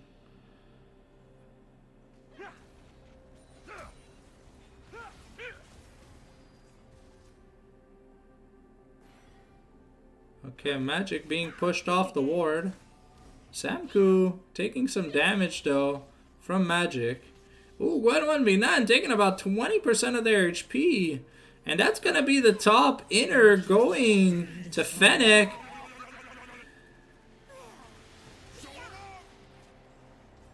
Is that another solo kill? No, Gwen 1v9 forced to ult defensively, but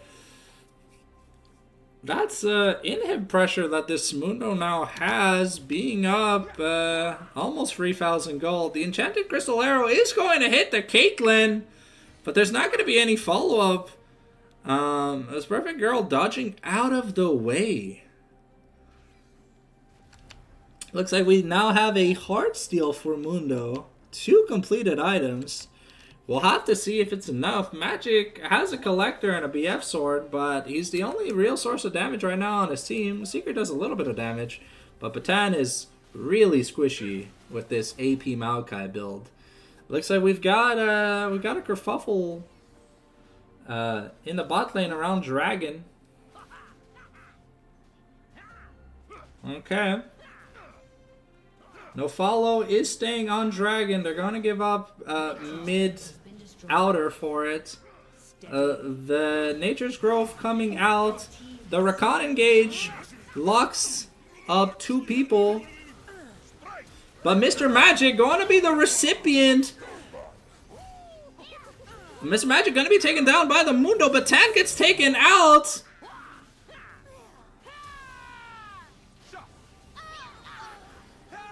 But Fennec is huge at this point. That's a triple kill for the Mundo. He is insanely huge.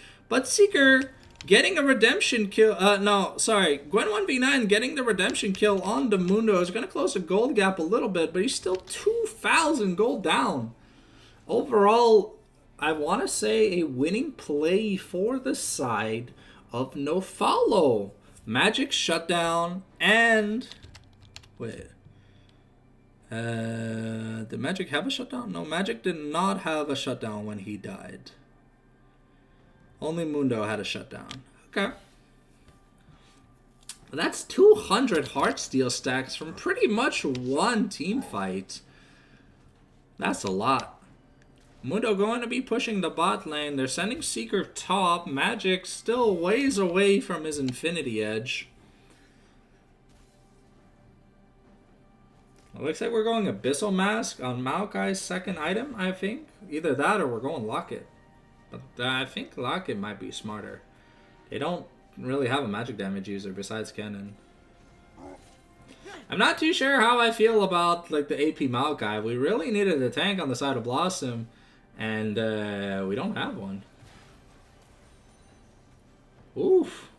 Seeker taking half his HP in damage. Batan gonna be able to clear some things, but Batan falling more and more behind in terms of CS. Mundo just going to ignore the cannon and take half a turret for free. So on the next wave, Mundo can just take another turret. Baron Nashor has spawned, and we have a Mountain Rift. So the more Mountain Dragons this Mundo gets, the more dangerous he gets. He hasn't built any resistances yet, but he can basically build according to plan.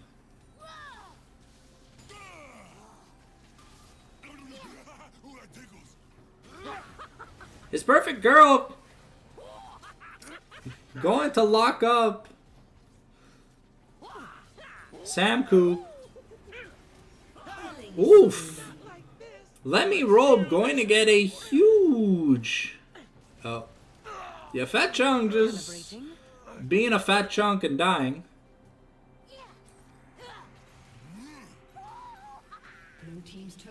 Mundo takes yet another turn, and Blossom is going to trade a 50 gold support for their support that's worth slightly more.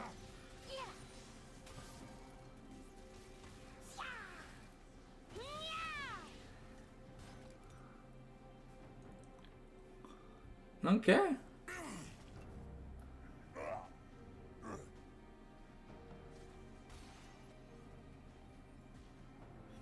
There's like Mundo, yeah, with a Warmogs and like 300 stacks on the Heartsteel.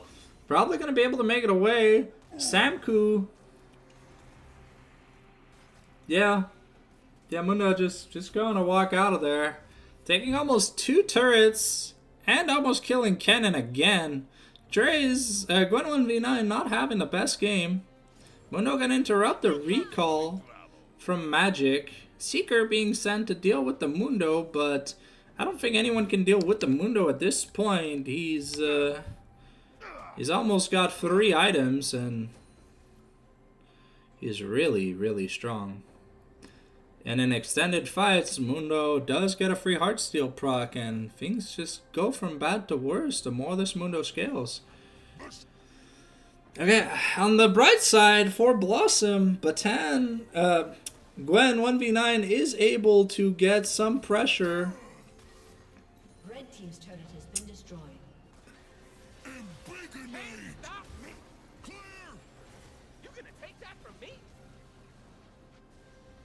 The Enchanted Crystal Arrow, the Mikhails onto the Corki, but Seeker going to die to the Evisceration Ray.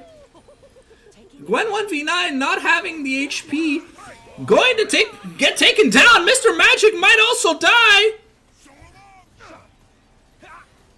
Fennec dies to Mr. Magic, but oh, the Twisted Advance now coming in from the Maokai, but will it be enough? This squishy Maokai is really squishy. Oh, Mr. Magic flash cleansing that. Okay, so overall it's a 3 for 3 trade.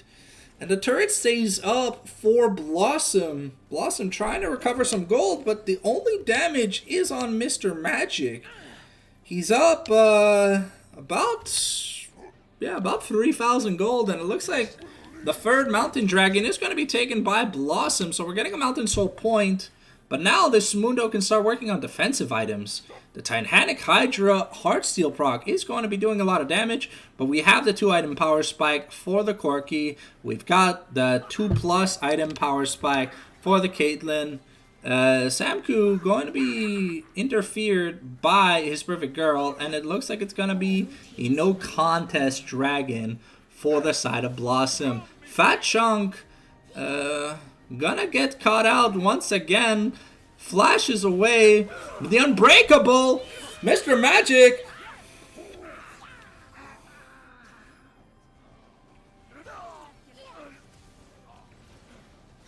Okay, but Fennec is here in the back line. Vel'Koz annihilating the bot lane.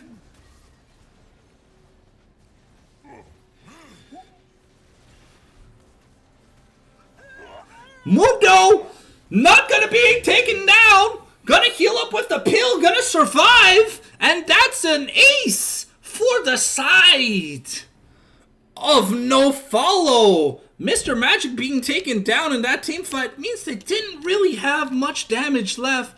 Gwen 1v9 doing what he can.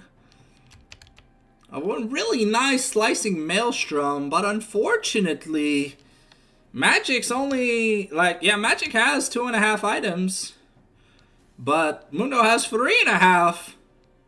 And the Vel'Koz just one-shotting Gwen 1v9, one-shotting Magic.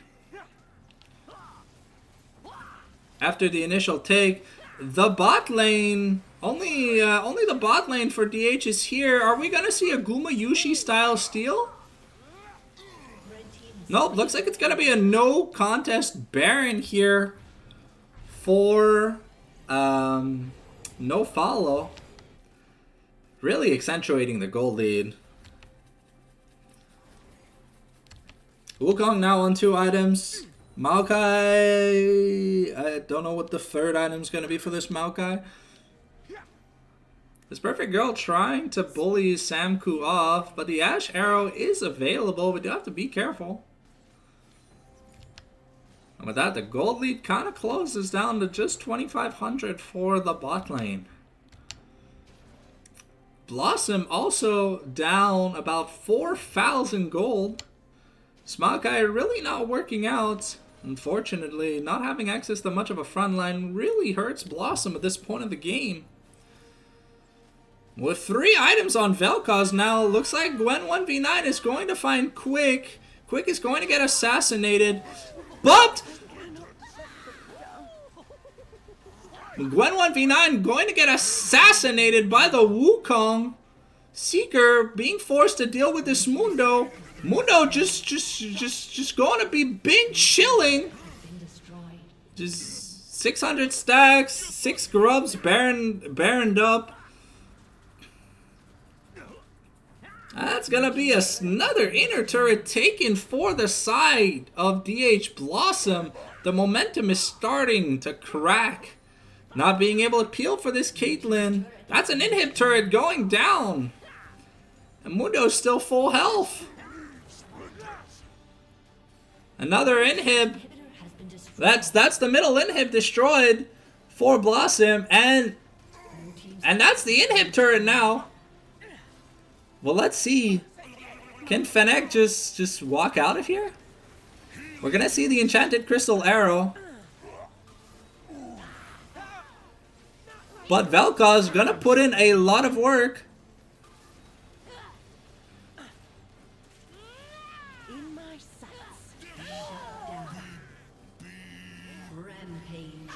The Life Disintegration Ray is going to be a 4-for-1. Magic's the only one left.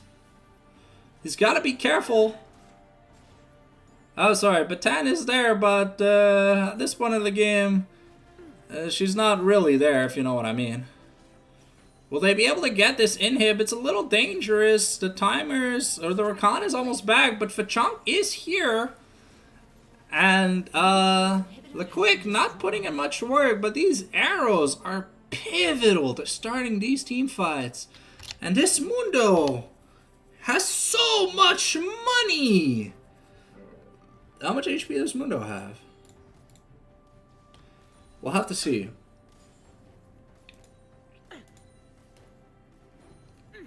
Alright.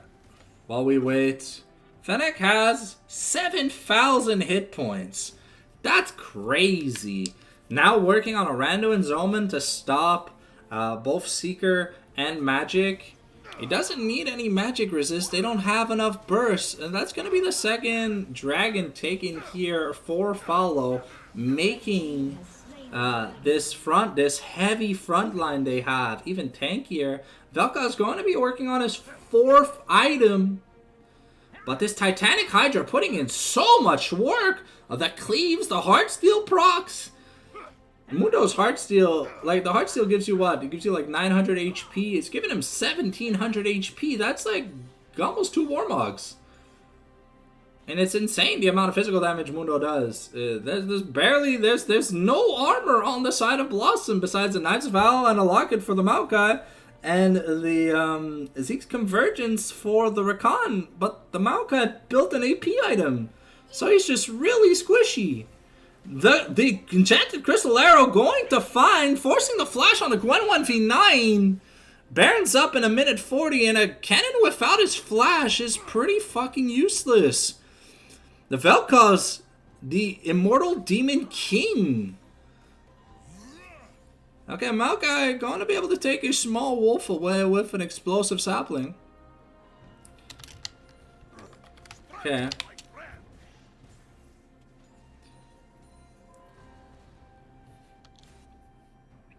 Looks like Seeker has a back. Let's check. He's got 1,800 gold. Yeah, it looks like Seeker has his Infinity Edge here.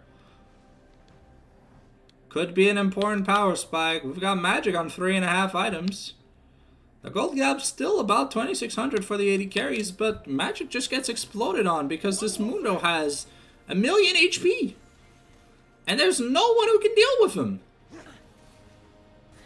And plus, if you can deal with the Mundo, then you're just dead to the Vel'Koz ult. No Fallow's game plan has been pretty nice. Blossom have to defend their open base. They only have a turret in the top lane left, besides Nexus turrets. But Baron's up in 30 seconds. Let's see, Mundo has 1,600 gold. Would really like to get his Randuin's Omen. Needs one more wave for that. We'll see if he can get it.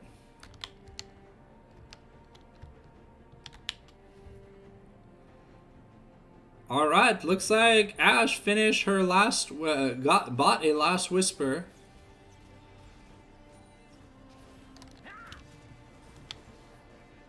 Fallow going to take the blue buff away. Baron has spawned, and Batan and his perfect girl are mobilizing towards it. But it looks like it's going to be a no contest Baron here for the side of Blossom. What started out in a great early game is starting to go dim. 6,000 gold lead. The second Baron goes over to No Fallow. The Enchanted Crystal Arrow goes wide, but a lot of poke. The Vel'Koz chunking. Batan forced to flash. The Life Disintegration Ray not going to be enough. The Cyclone from Samku, but he's taking a lot of damage. Okay, so that's all of. So they still have the Kennen and Rakan ultimates, but if they reset,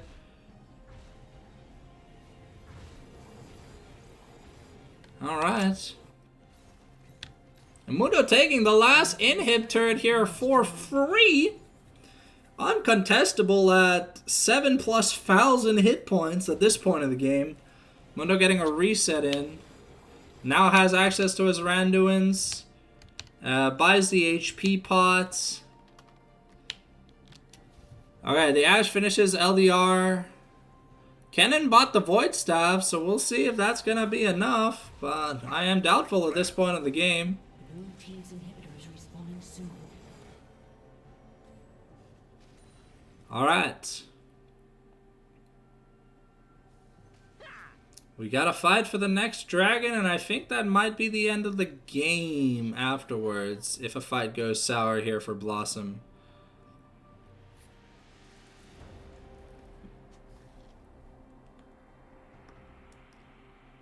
Okay, look quick, going to be found by his perfect girl. Let's see. Oh, okay, the flash away, but Fennec's in the base! Just annihilating Seeker, and that looks like that's gonna be it. The AP Maokai not working out. The base is gonna be in shambles, and there's a huge double cannon with the teleport coming in from Let Me Rope, and it looks like No Fallow wants a game 3. Magic trying to win the 1v3, but unfortunately flashing away while ignited, going to get murderized.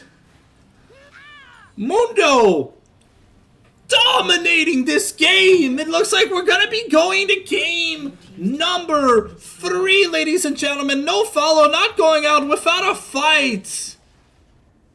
What an insane game from No Fallow.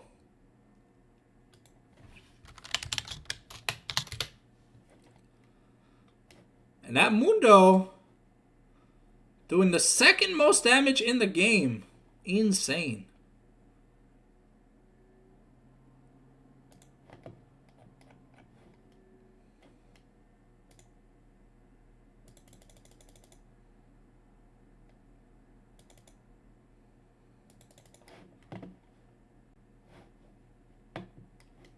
Okay, Blossom have opted to go blue side here for game number 3.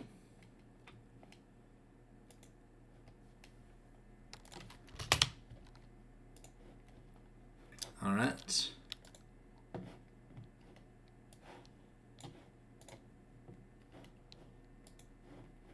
Alrighty.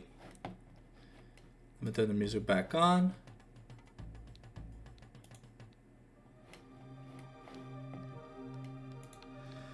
Alright.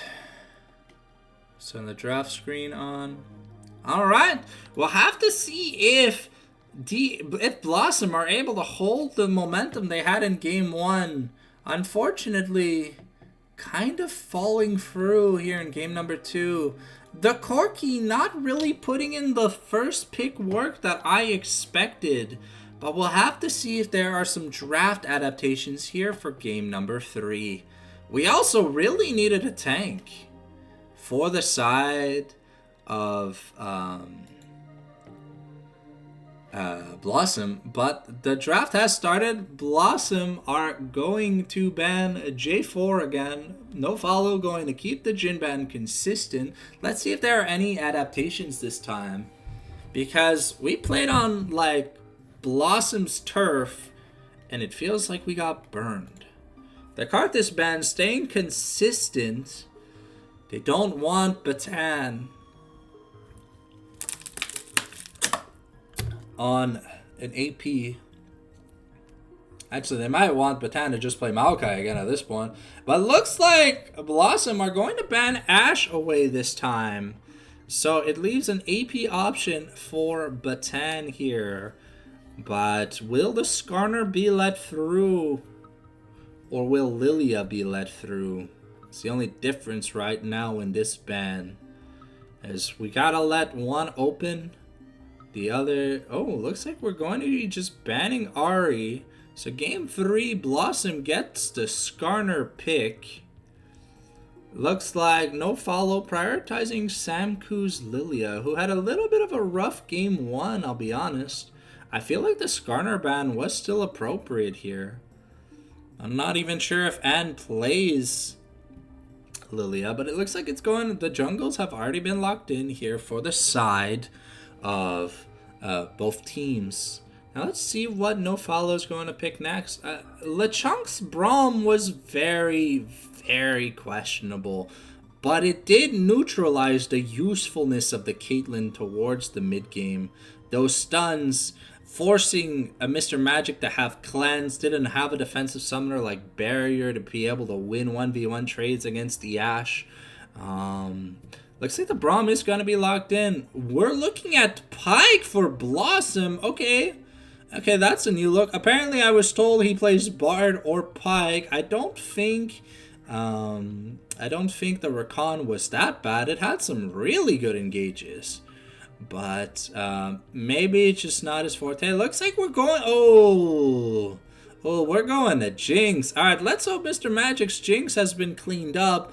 Because if it hasn't, we may not be casting a win here for Blossom, unfortunately. Okay, let's see. What are we going to be pairing with this Jinx in the bot lane? I'd love to see Emilio. But we're going to go for Seekers Oriana? We're going to be blind. Okay.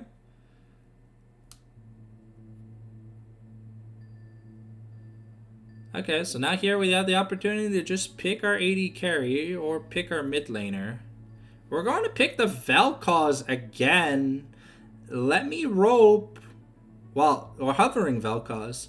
But we have an AP jungler this time. Might be a little less efficient. But the fun thing about Vel'Koz, he's not really too hurt by other AP carries. He does a lot of true damage. Lilia does a decent bit of true damage too with the outside of her Q. Like the outer ring of her, I think, Sleeping Blossom or whatever it's called. Looks like we're going to be banning Gwen 1v9's Gwen. We're going to be banning Fenix Mundo, who put on a hell of a good show. But the Gnar this time is left open. It was left open last game. But let's see here. We pick AD carry and we get a confirmed counterpick top lane for Fennec, who has been playing really, really well against Gwen 1v9.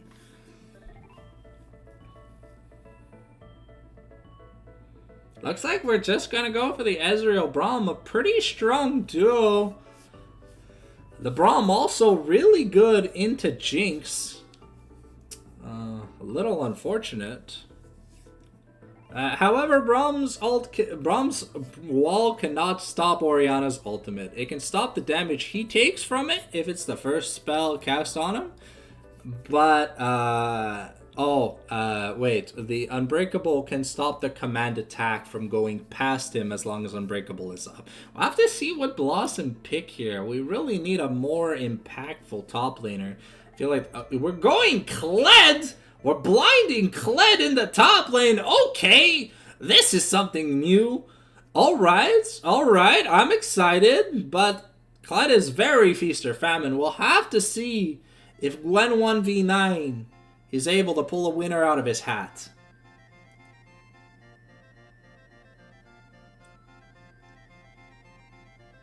Looks like we're just gonna go back to the Bard. So we've got the T1 bot lane here for Blossom. Probably his most comfortable pick, and the Melio wasn't that bad. And honestly, Melio's actually pretty good here. I thought I would have considered Melio given the CC from Braum, from Lilia, but maybe we're just not comfortable enough to lock it in. Let's see what No Fallow, what Fennec has in store for a Kled. The Shen? Okay, interesting draft from both sides. We're running it back in the mid lane for Let Me Rope. And while Fat Chunk had some really bad Unbreakables early on, I mean, putting the wall up backwards just to die to Caitlyn was pretty hilarious to watch, but it was a little unfortunate to Chaos. We'll have to see if his redemption can help shut down this Jinx. Magic's Jinx is always known to get a good start, and then unfortunately Magic walks into kill shots. And there's a Vel'Koz on the enemy team, so I'm scared for Magic.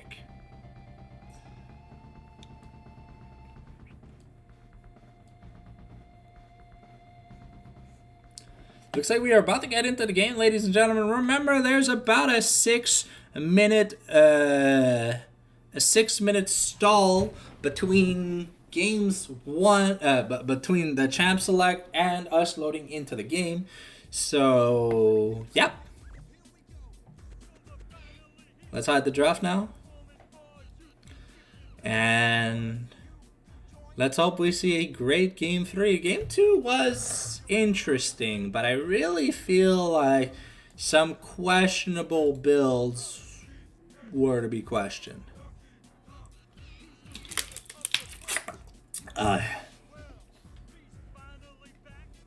To kick some tail is coconut gun. Can fire in spurts if it shoots ya. It's gonna hurt. Faster, stronger too is the first member of the DK crew. DK. Donkey Kong. Donkey Kong is here. So listen up, dudes. Inside to suit her move. She's quick and nimble when she needs to be. He can float through the air and climb up trees if you choose her. You'll not choose wrong with a skip and a hop. He's one cool Kong, DK. Donkey Kong has no style, he has no grace. But this Kong is a funny face. Hello, Bibu! I missed you. It's been a while since I've seen you in my chat. How you been, Bibu? You're tuning in just in time for game number 3 of this epic match. We had an insane game 1, an insane game 2, and now... I see. No worries, no worries. It's all good. I appreciate the support nonetheless. You're a consistent viewer, and that's what matters. Helping me achieve my dream of one day. Oh, nice, nice, nice, nice. That's cool.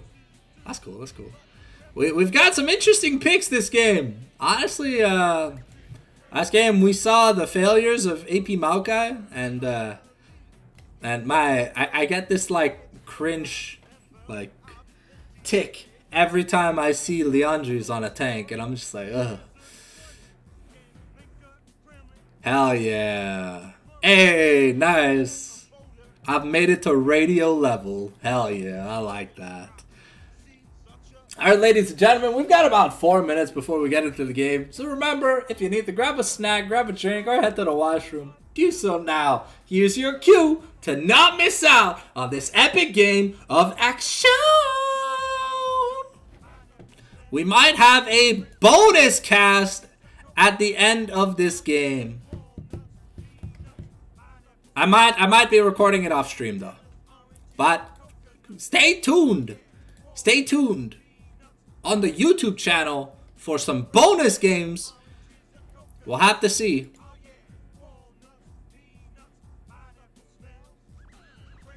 And oranges and coconut shells, oh yeah. Peanuts, pineapple shells. Grapes, melon, oranges, and coconut shells, oh yeah. Walnuts.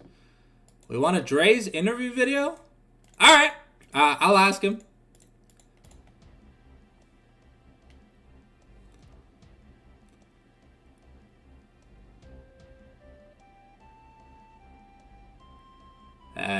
Do you have like a set list of questions for me to ask, or because I have some ideas for questions in mind, but I don't know how long the video is gonna be. It may be like a 5 to 10 minute thing or something, but we'll have to see.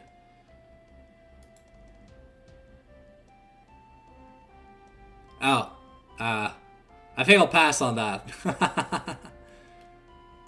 But I definitely do want to do some team interviews before Super Week to get a gist of how some of our DHers are feeling, get an overall consensus of how the league's been going and stuff. But we'll have to see. I don't know where Super Week is, but we've got about 1:40. Here's your cue to start walking back to your computer. You don't want to miss out this Game 3 action.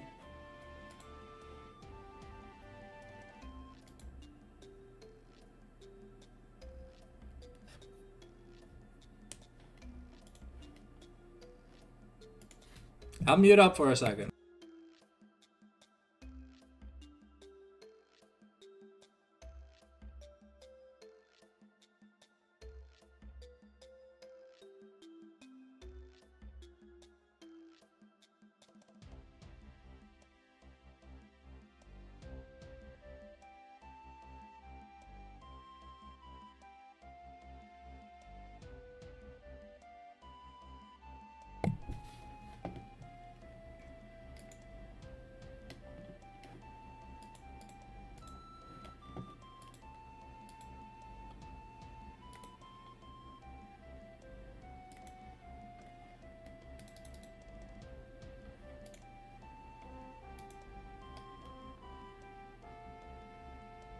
Alright, time to close the music and let's get ready for our final game, ladies and gentlemen.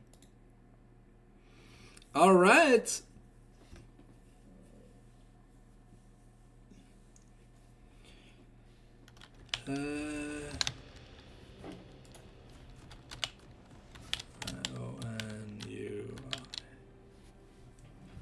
Alright. Looks like we've got an interesting set of summoners. This time we're going Barrier versus Cleanse. I mean, makes sense. You see a Shen, a Lilia, a Braum. Cleanse is normally your go-to summoner spell. This time, however, his Perfect Girl opting for Heal instead of the Ignite we normally see him run. He ran Exhaust last game. No, sorry. Yeah, he ran Exhaust last game. Okay, we've got what seems like standard 5 points.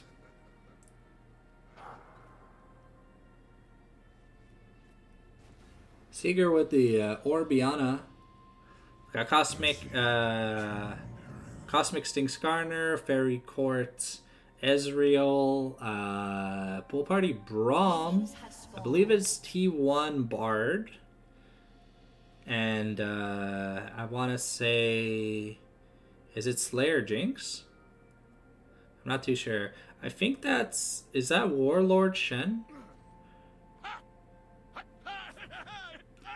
The Brom Dance. The ha-ha. If at first you do not succeed, If at first you don't succeed, Brom Codes 2024. It looks like... Oh, no, it looks like we're going with Astronaut Bard for this game. Okay, interesting. And we have, I think it's Cafe Cuties Jinx. Seeker drawing the first Ire of Blood in this lane. Ooh.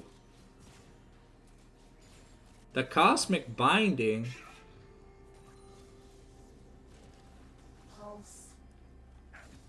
Seeker and Rope trading blows. Fennec looking to go for grass procs whenever he can.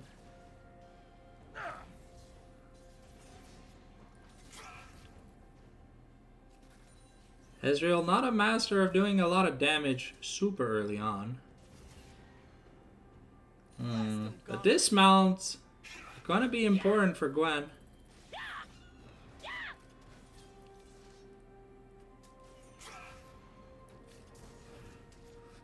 And that's first blood for the Shen! The dismount into the taunt with the grass proc.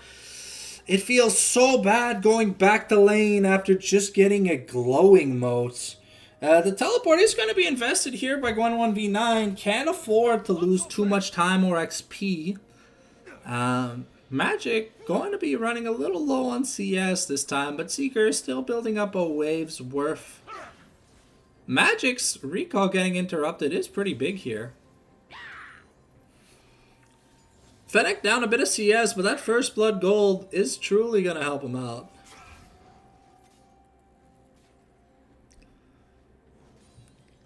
Let's see what the gold looks like. 13 to 1,000.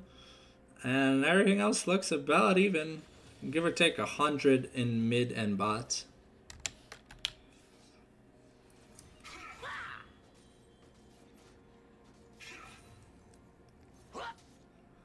Okay. Kled having the superior way to push in the early game, at least. Fennec still having access to his teleport. There's a 2v2 in the mid lane, though. Watch out, Eep is gonna miss, but Batan is not gonna land the Ishal impact.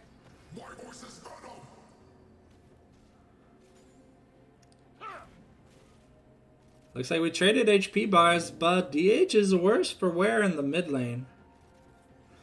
Fachonk is on a ward, but doesn't know about it. Fennec not having recalled yet.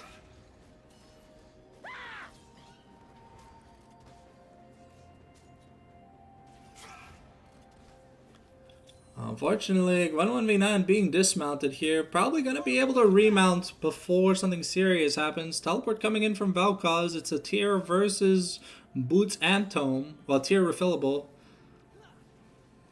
So a bit of AP advantage and movement speed. Fennec really wants to get a recall off. That's about 1,400 gold. Liquid going to Essence Shift away.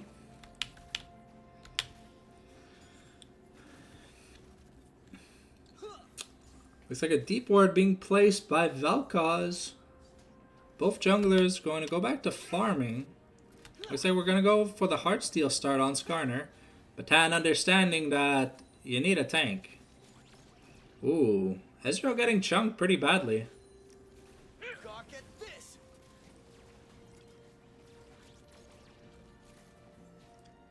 Okay, Liquick needs to take a recall here. Jinx not having recalled. It's pretty bad, but his perfect girl just trying to run interference. Takes a turret shot. But Ezreal's going to lose a decent bit of CS here. Magic catching back up in CS now has a little bit of a lead. Going to be up at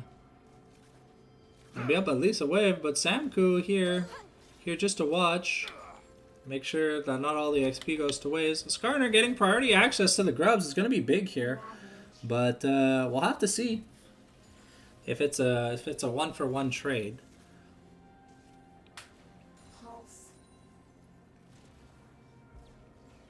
Oof. It's about 15% of Seeker's HP with a single Comet Q proc.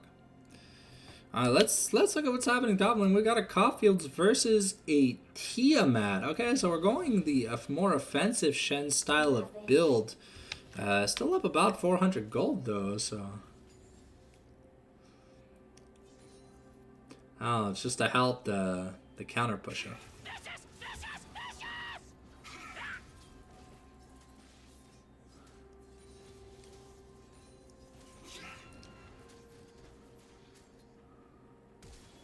The flash invested by Gwen 1v9.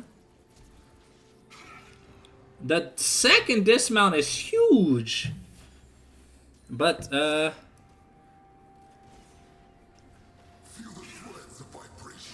okay, Batan going to be able to kill Fennec here. Helping Gwen push it in. But his Perfect Girl's Roam is going to leave Magic 1v2 in lane. But 1v9, being able to get a plate at least, equalizes the gold lead. But I think maybe a more defensive start for the Shen would have been smart. As auto attacks are basically all of Kled's damage. Plated steel caps would be huge. Oh, fat chunk.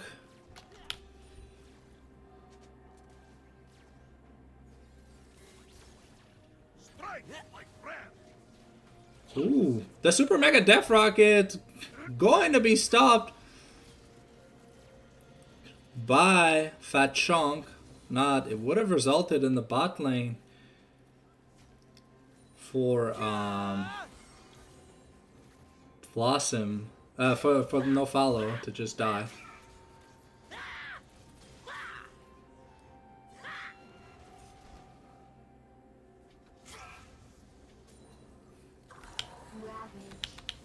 Oof. Seeker taking some rough trades, but up a bit of CS.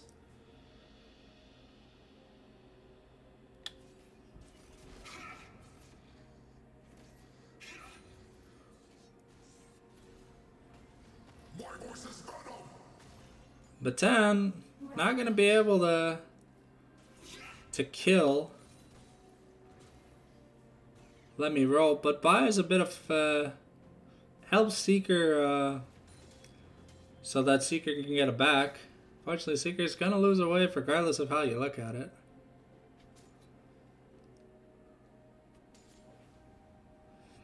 Asclad doing some work in the early game.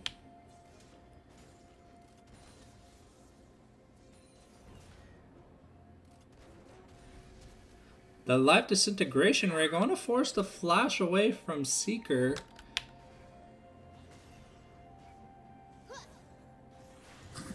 Oh, Batan going to take the Colette ult being used for no results. Samku's flash being forced is big here. Batan is working on...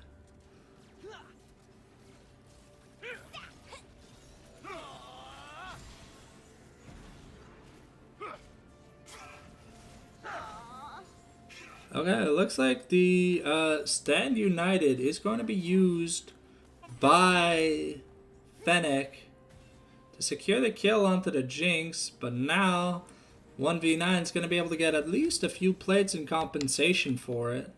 Almost being done as Titanic Hydra. Magic's going to lose quite a bit of CS here, but that might be 2 plates for the side of 1v9.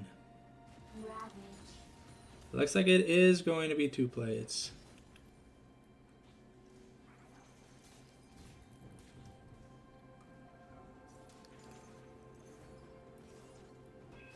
Sleepy time's gonna come in. Temporal Trespass.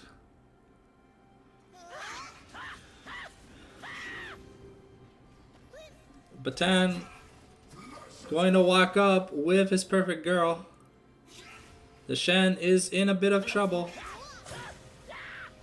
Oh, but 1v9 gonna go down to the Shen. Let me rope here in the top lane. Vel'Koz having access to flash. He's going to not be able to kill Seeker, unfortunately. The command protect is gonna be enough, and Batan going to be able to survive that. So it looks like it's going to be a 6-for-0 grub trade, but this Kled pick, hopefully it's able to put in work with some split pushing, because right now it feels a little awkward. Unfortunately, this time Let Me Rope is down a decent amount of CS and gold, but Magic is also down a decent amount of CS.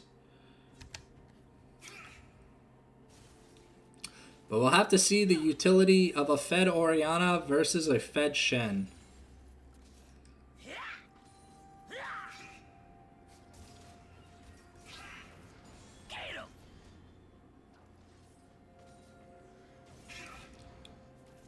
Forcing the dismount again onto Gwen 1v9.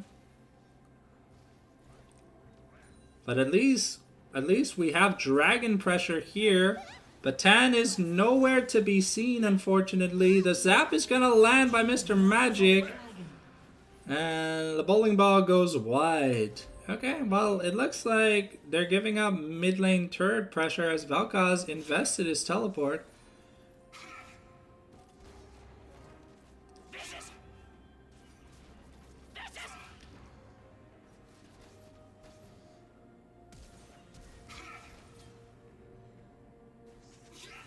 Okay.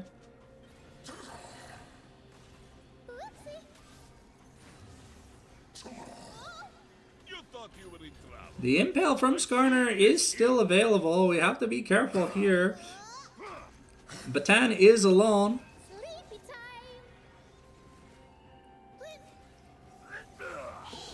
Okay, and that's a big shutdown going over to the Lilia, catching back up in money. Oh, sorry, it's only 159 gold bounty. Okay. Well, we've got the Eclipse here for 1v9, so I can at least fight against the Shen. 6 grubs plus Jinx is going to be a pain. That's 2 plates now for Jinx. Okay, Shen now has his Titanic Hydra.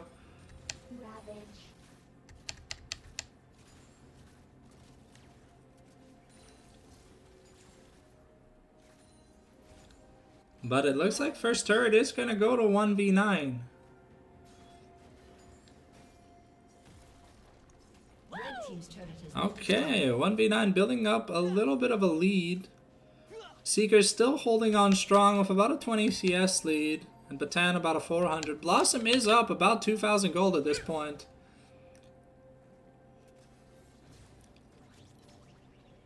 Magic's got to be a little bit careful here though. Oh no, this is Battle Cat Jinx. Recall getting interrupted once again, but this time they're rotating the Kled to the bot lane. The Stand United is available. The Temporal Trespass is going to force the Essence Shift. Fat Chunk going to proc the Guardian. And Batan, it's Ishtal Impact into the enemy jungle.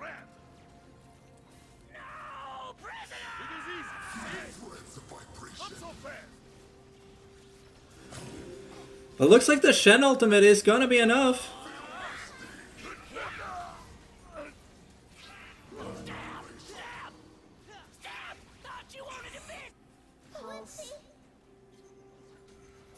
Sleepy time.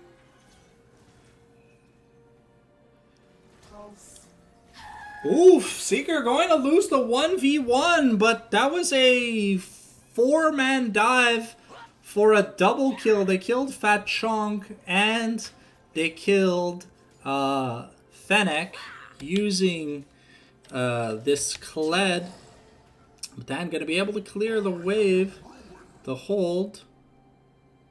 Fortunately, if Batan gets hit by another set of skill shots, Batan will die, but 1v9 is going to get yet another plate. Another turret, actually. So we're at the 16-minute mark.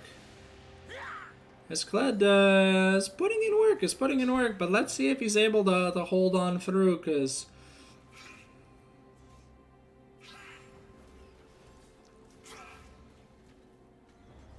Batan going to intercept Fetchung. Chung's just going to go over the wall. It's Perfect Girl going to get tagged. Oh, but Chung just making a heavy misplay. The Magical Journey over the wall. Seeker has Seeker has his ultimate, but didn't commit it. 1v9's going to jump on the quick. Unfortunately, 1v9 here going to go down to Samku. This Lilia is getting pretty big, but we'll have to see if it's enough. Seeker has enough juice in the tank to solo kill Let Me Rope, and it looks like the momentum is being able to be carried through by Blossom, up about 3.6k. But we'll have to see how this Lilia does in team fights, and once the Shen starts to get a defensive item or two, we'll have to see if it's enough. The third dragon, Blossom have to head over to it. It is an Ocean Soul point right now. With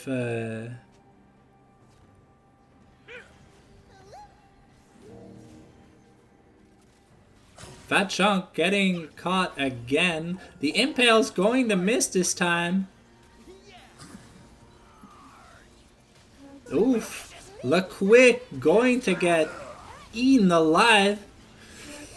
But it's Perfect Girl taking a lot of damage. Going to die to the combo. Fennec, the Titanic Hydra does a lot of work.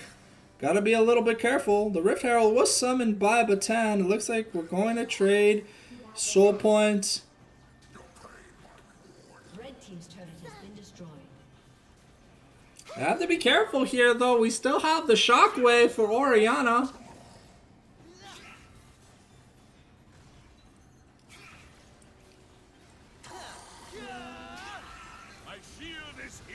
Batan is going to steal the dragon, which is huge, but Magic might be in trouble. Killing spree. But 1v9 going to get 2 turrets with that Herald. Okay, so far DH have been able to keep the momentum. But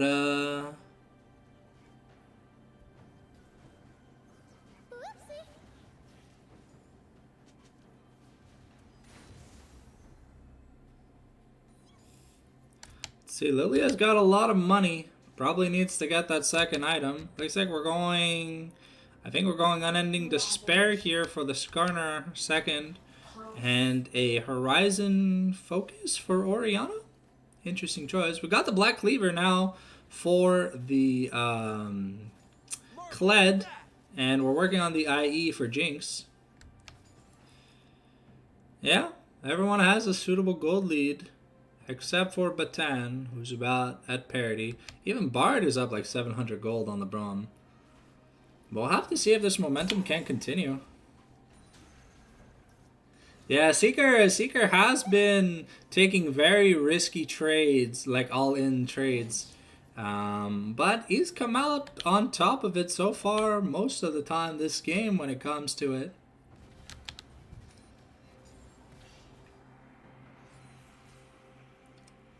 To see once the Ezreal hits that 2-item power spike is a little bit away. Oh, the stun coming out from the Bard, but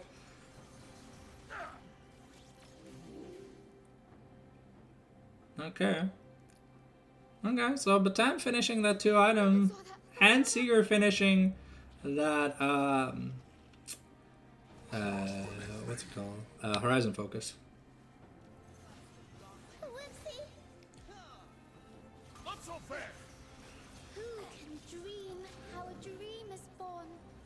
Oh, that's perfect girl. Getting really low. The initial impact coming through. I'm just going to dash back over the wall towards his teammate. Looks like we're putting Shen into the Oriana and we're putting Vel'Koz into the Kled. Interesting matchup.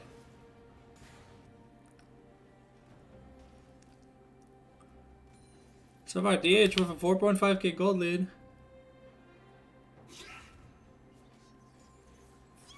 Yeah, had Magic died there for the side of Blossom, it could have been pretty bad. The Lagadi Iron Solari being picked up here for Braum.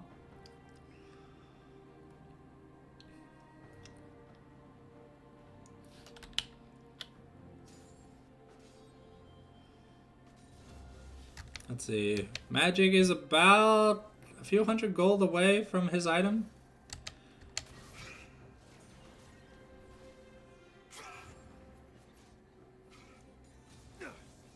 A lot of blue trinkets being picked up this game. Split pushing is going to be a heavy interest this game, as neither team really wants to 5-on-5 right now.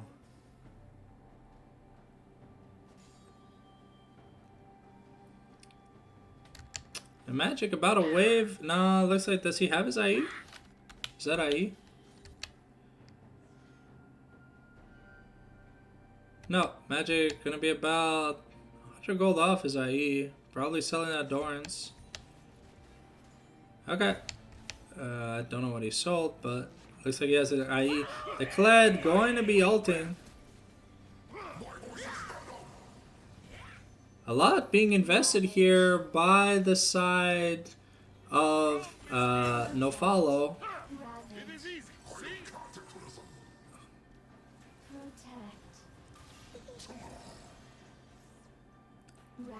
Okay, so we got the teleport and flash from we got the teleport from Seeker, the flash from Gwen, and Gwen's ult.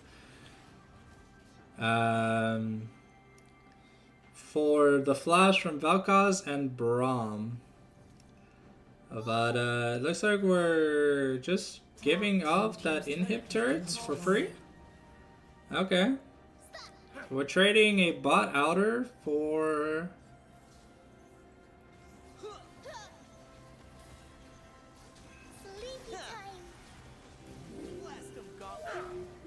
Unstoppable.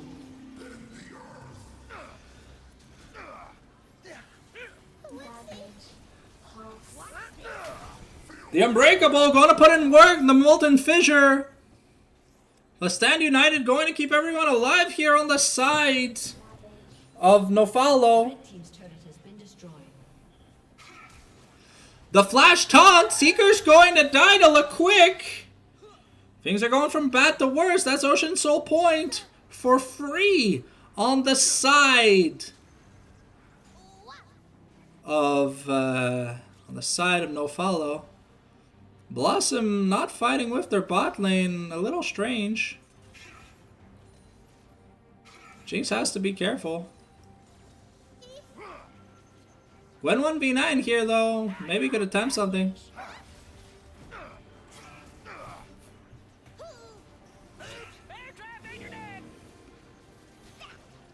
Oof, 1v9 going to get annihilated. Buys DH a bit of time, but that's Ocean Soul Point that's going to be secured, and Gwen 1v9 dies here. Ezreal now on that 2-item power spike. Lilia getting really big at this point of the game. Well, there's some magic resist here. Looks like we are going Zhonya's 3rd item. The Shadow Flame picked up by Vel'Koz is going to be pretty big.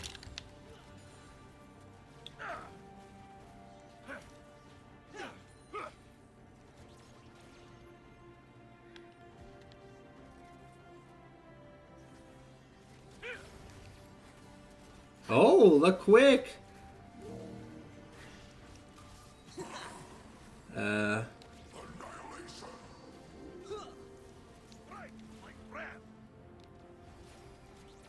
Looks like they're gonna be able to find the... Oh, are they gonna be able to get to the Ezreal? No, they invested the ultimate... Okay, Liquid playing a little too aggressively there for what seems like little to no reasons. The Stand United wasn't up, and the Vel'Koz wasn't nearby. A little unfortunate here. A misstep that could make him pay. But there's no objective to play through. Seeker just pushing out the turrets, trying to work towards. Yeah, probably selling the Thorns to get an extra large rod. Really needs that def cap. A little surprised to see Horizon focus here on Orianna though. Lilia about 500-ish gold, like 600 gold off that hourglass. Has the Seeker's arm guard though. Has to find a way to use it. Looks like we're going Shojin 3rd. This Perfect Girl, is he going to be caught out again?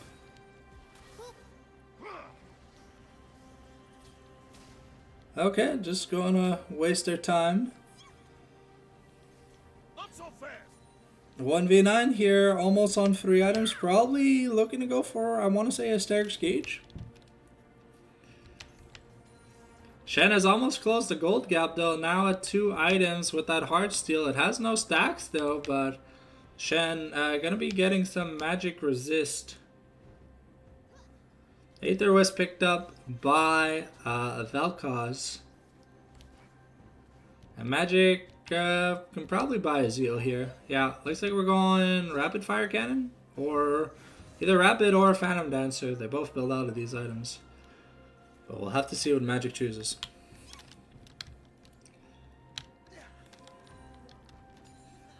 Alright, we've got Ocean Dragon Soul.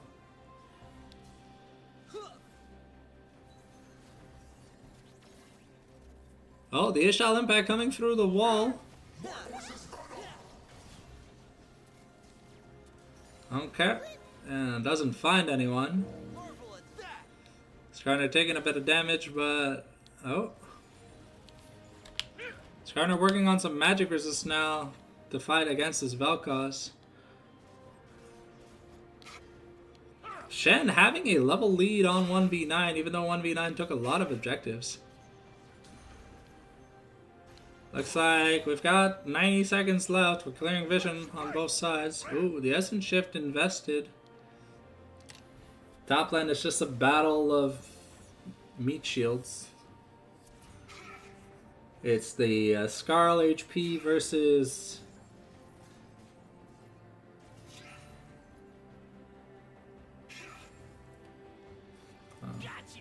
Shen getting close to level 16 is going to be important. Oof, that's a nice chunk. See, it's 33 extra HP per proc. It's gonna start adding up. He's stacking it decently fast too. It looks like Skarner is only a few hundred gold away from a Kanik. Putting another pink here and make sure that they have vision control. The Sterix was finished by 1v9. And Shen now going to finish that turret off. Ravage. Ravage. Not so fast.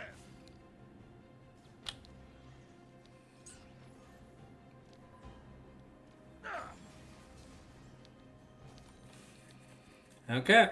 Looks like we're rotating the top laners into the mid lane to get ready for this fight. It's really going to be, we're really going to see how impactful this Kled ult has, because it has to do quite a bit of work. Heartsteel proc from Bard.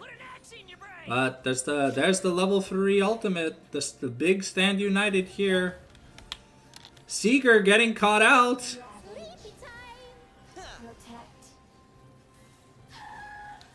Okay, but it allows DH to start the dragon. The Chonk is here. And although we use Sleepy Time, we still have the stand united. The Molten Fissure going to do a lot to dismount. Magic in trouble.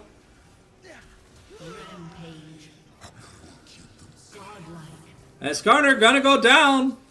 1v9 also goes down. And that's gonna be Ocean Soul.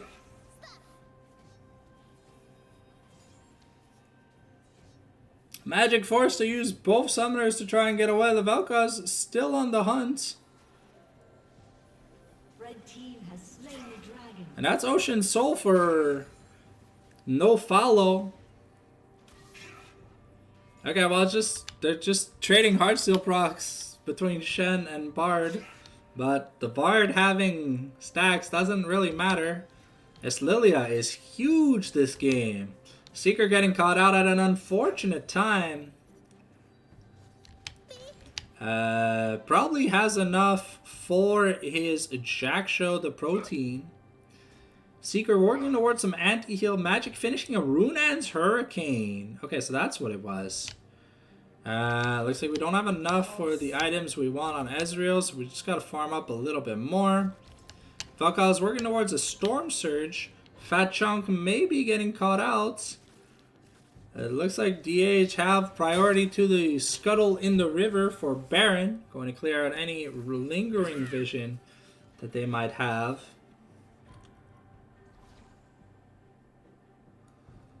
So far, this Skarner has put in a decent amount of work, but you can only do so much as a tank. Unless your name is Fennec, then you can basically 1v9 the game. The Storm Surge and Jack Show picked up for No Fallow. This is big.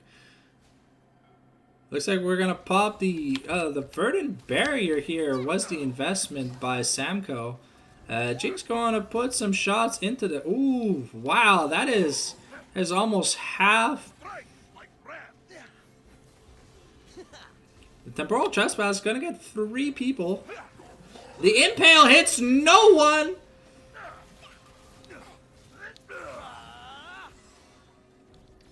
Okay, Seeker committing the teleport in the mid lane.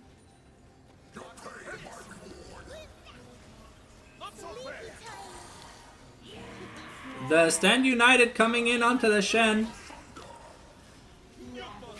The Life Disintegration Ray doing a lot of work. Fennec holding on.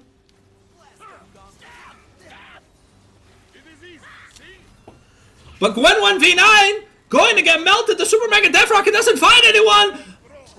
The Blossoming Eep.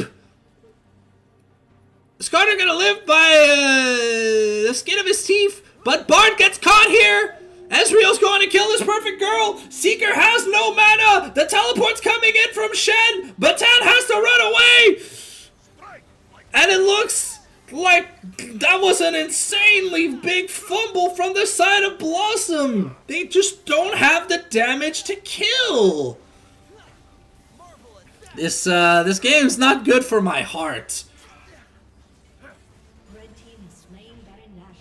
But that was, so that's Baron and Soul for No Fallow. Ezreal here should have his item. And the mid outer turret. Yeah, unfortunately, Batan starting to feel the stress. Might have nervously ulted prematurely. Yeah, that was a beautiful temporal trespass by his perfect girl, though. We'll have to see.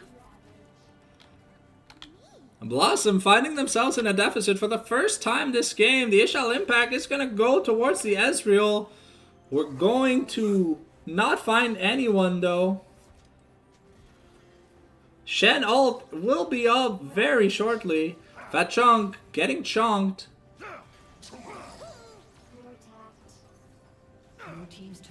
And that's the top outer taken by Fnac for No Fallow. Let's see, this Shen almost on 4 items now. Blue team's turret has been destroyed. And the mid outer now has been taken. Unfortunately, DH don't have amazing wave clear against Baron. Their big damage is on Orianna and Jinx, and well, Jinx can put in the work. This Ezreal has been putting in more work. The Ezreal, the Flash Orianna ult. We found a play on the chunk. The Stan United was not committed. The Stan United committed onto the Lilia. Sleepy time for both Lilia gets interrupted. The Stan United gets interrupted by 1v9, but can he survive?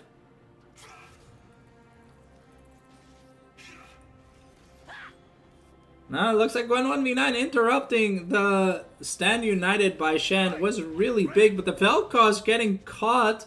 I don't know why Vel'Koz was so close, but that was a redemption play by the side of Seeker. A beautiful flash shockwave, but really should be using Batan as the catalyst for delivery. We've got the Elder Dragon here in a minute. Actually, in 24 seconds. Now Lilia finished the Banshee's Veil. Shen finished the Randuin's. We'll have to see. It comes down to this fight, basically.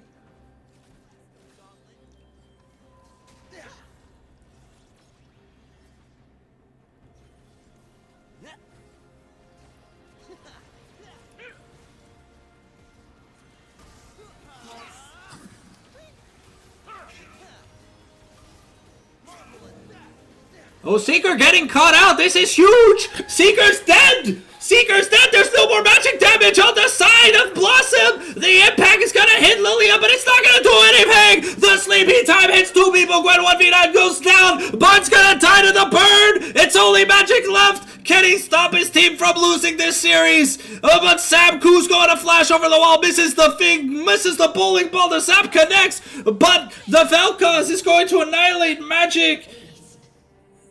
Is that the end of the game? What a blunder by Seeker being in melee range of a Shen. Unfortunate.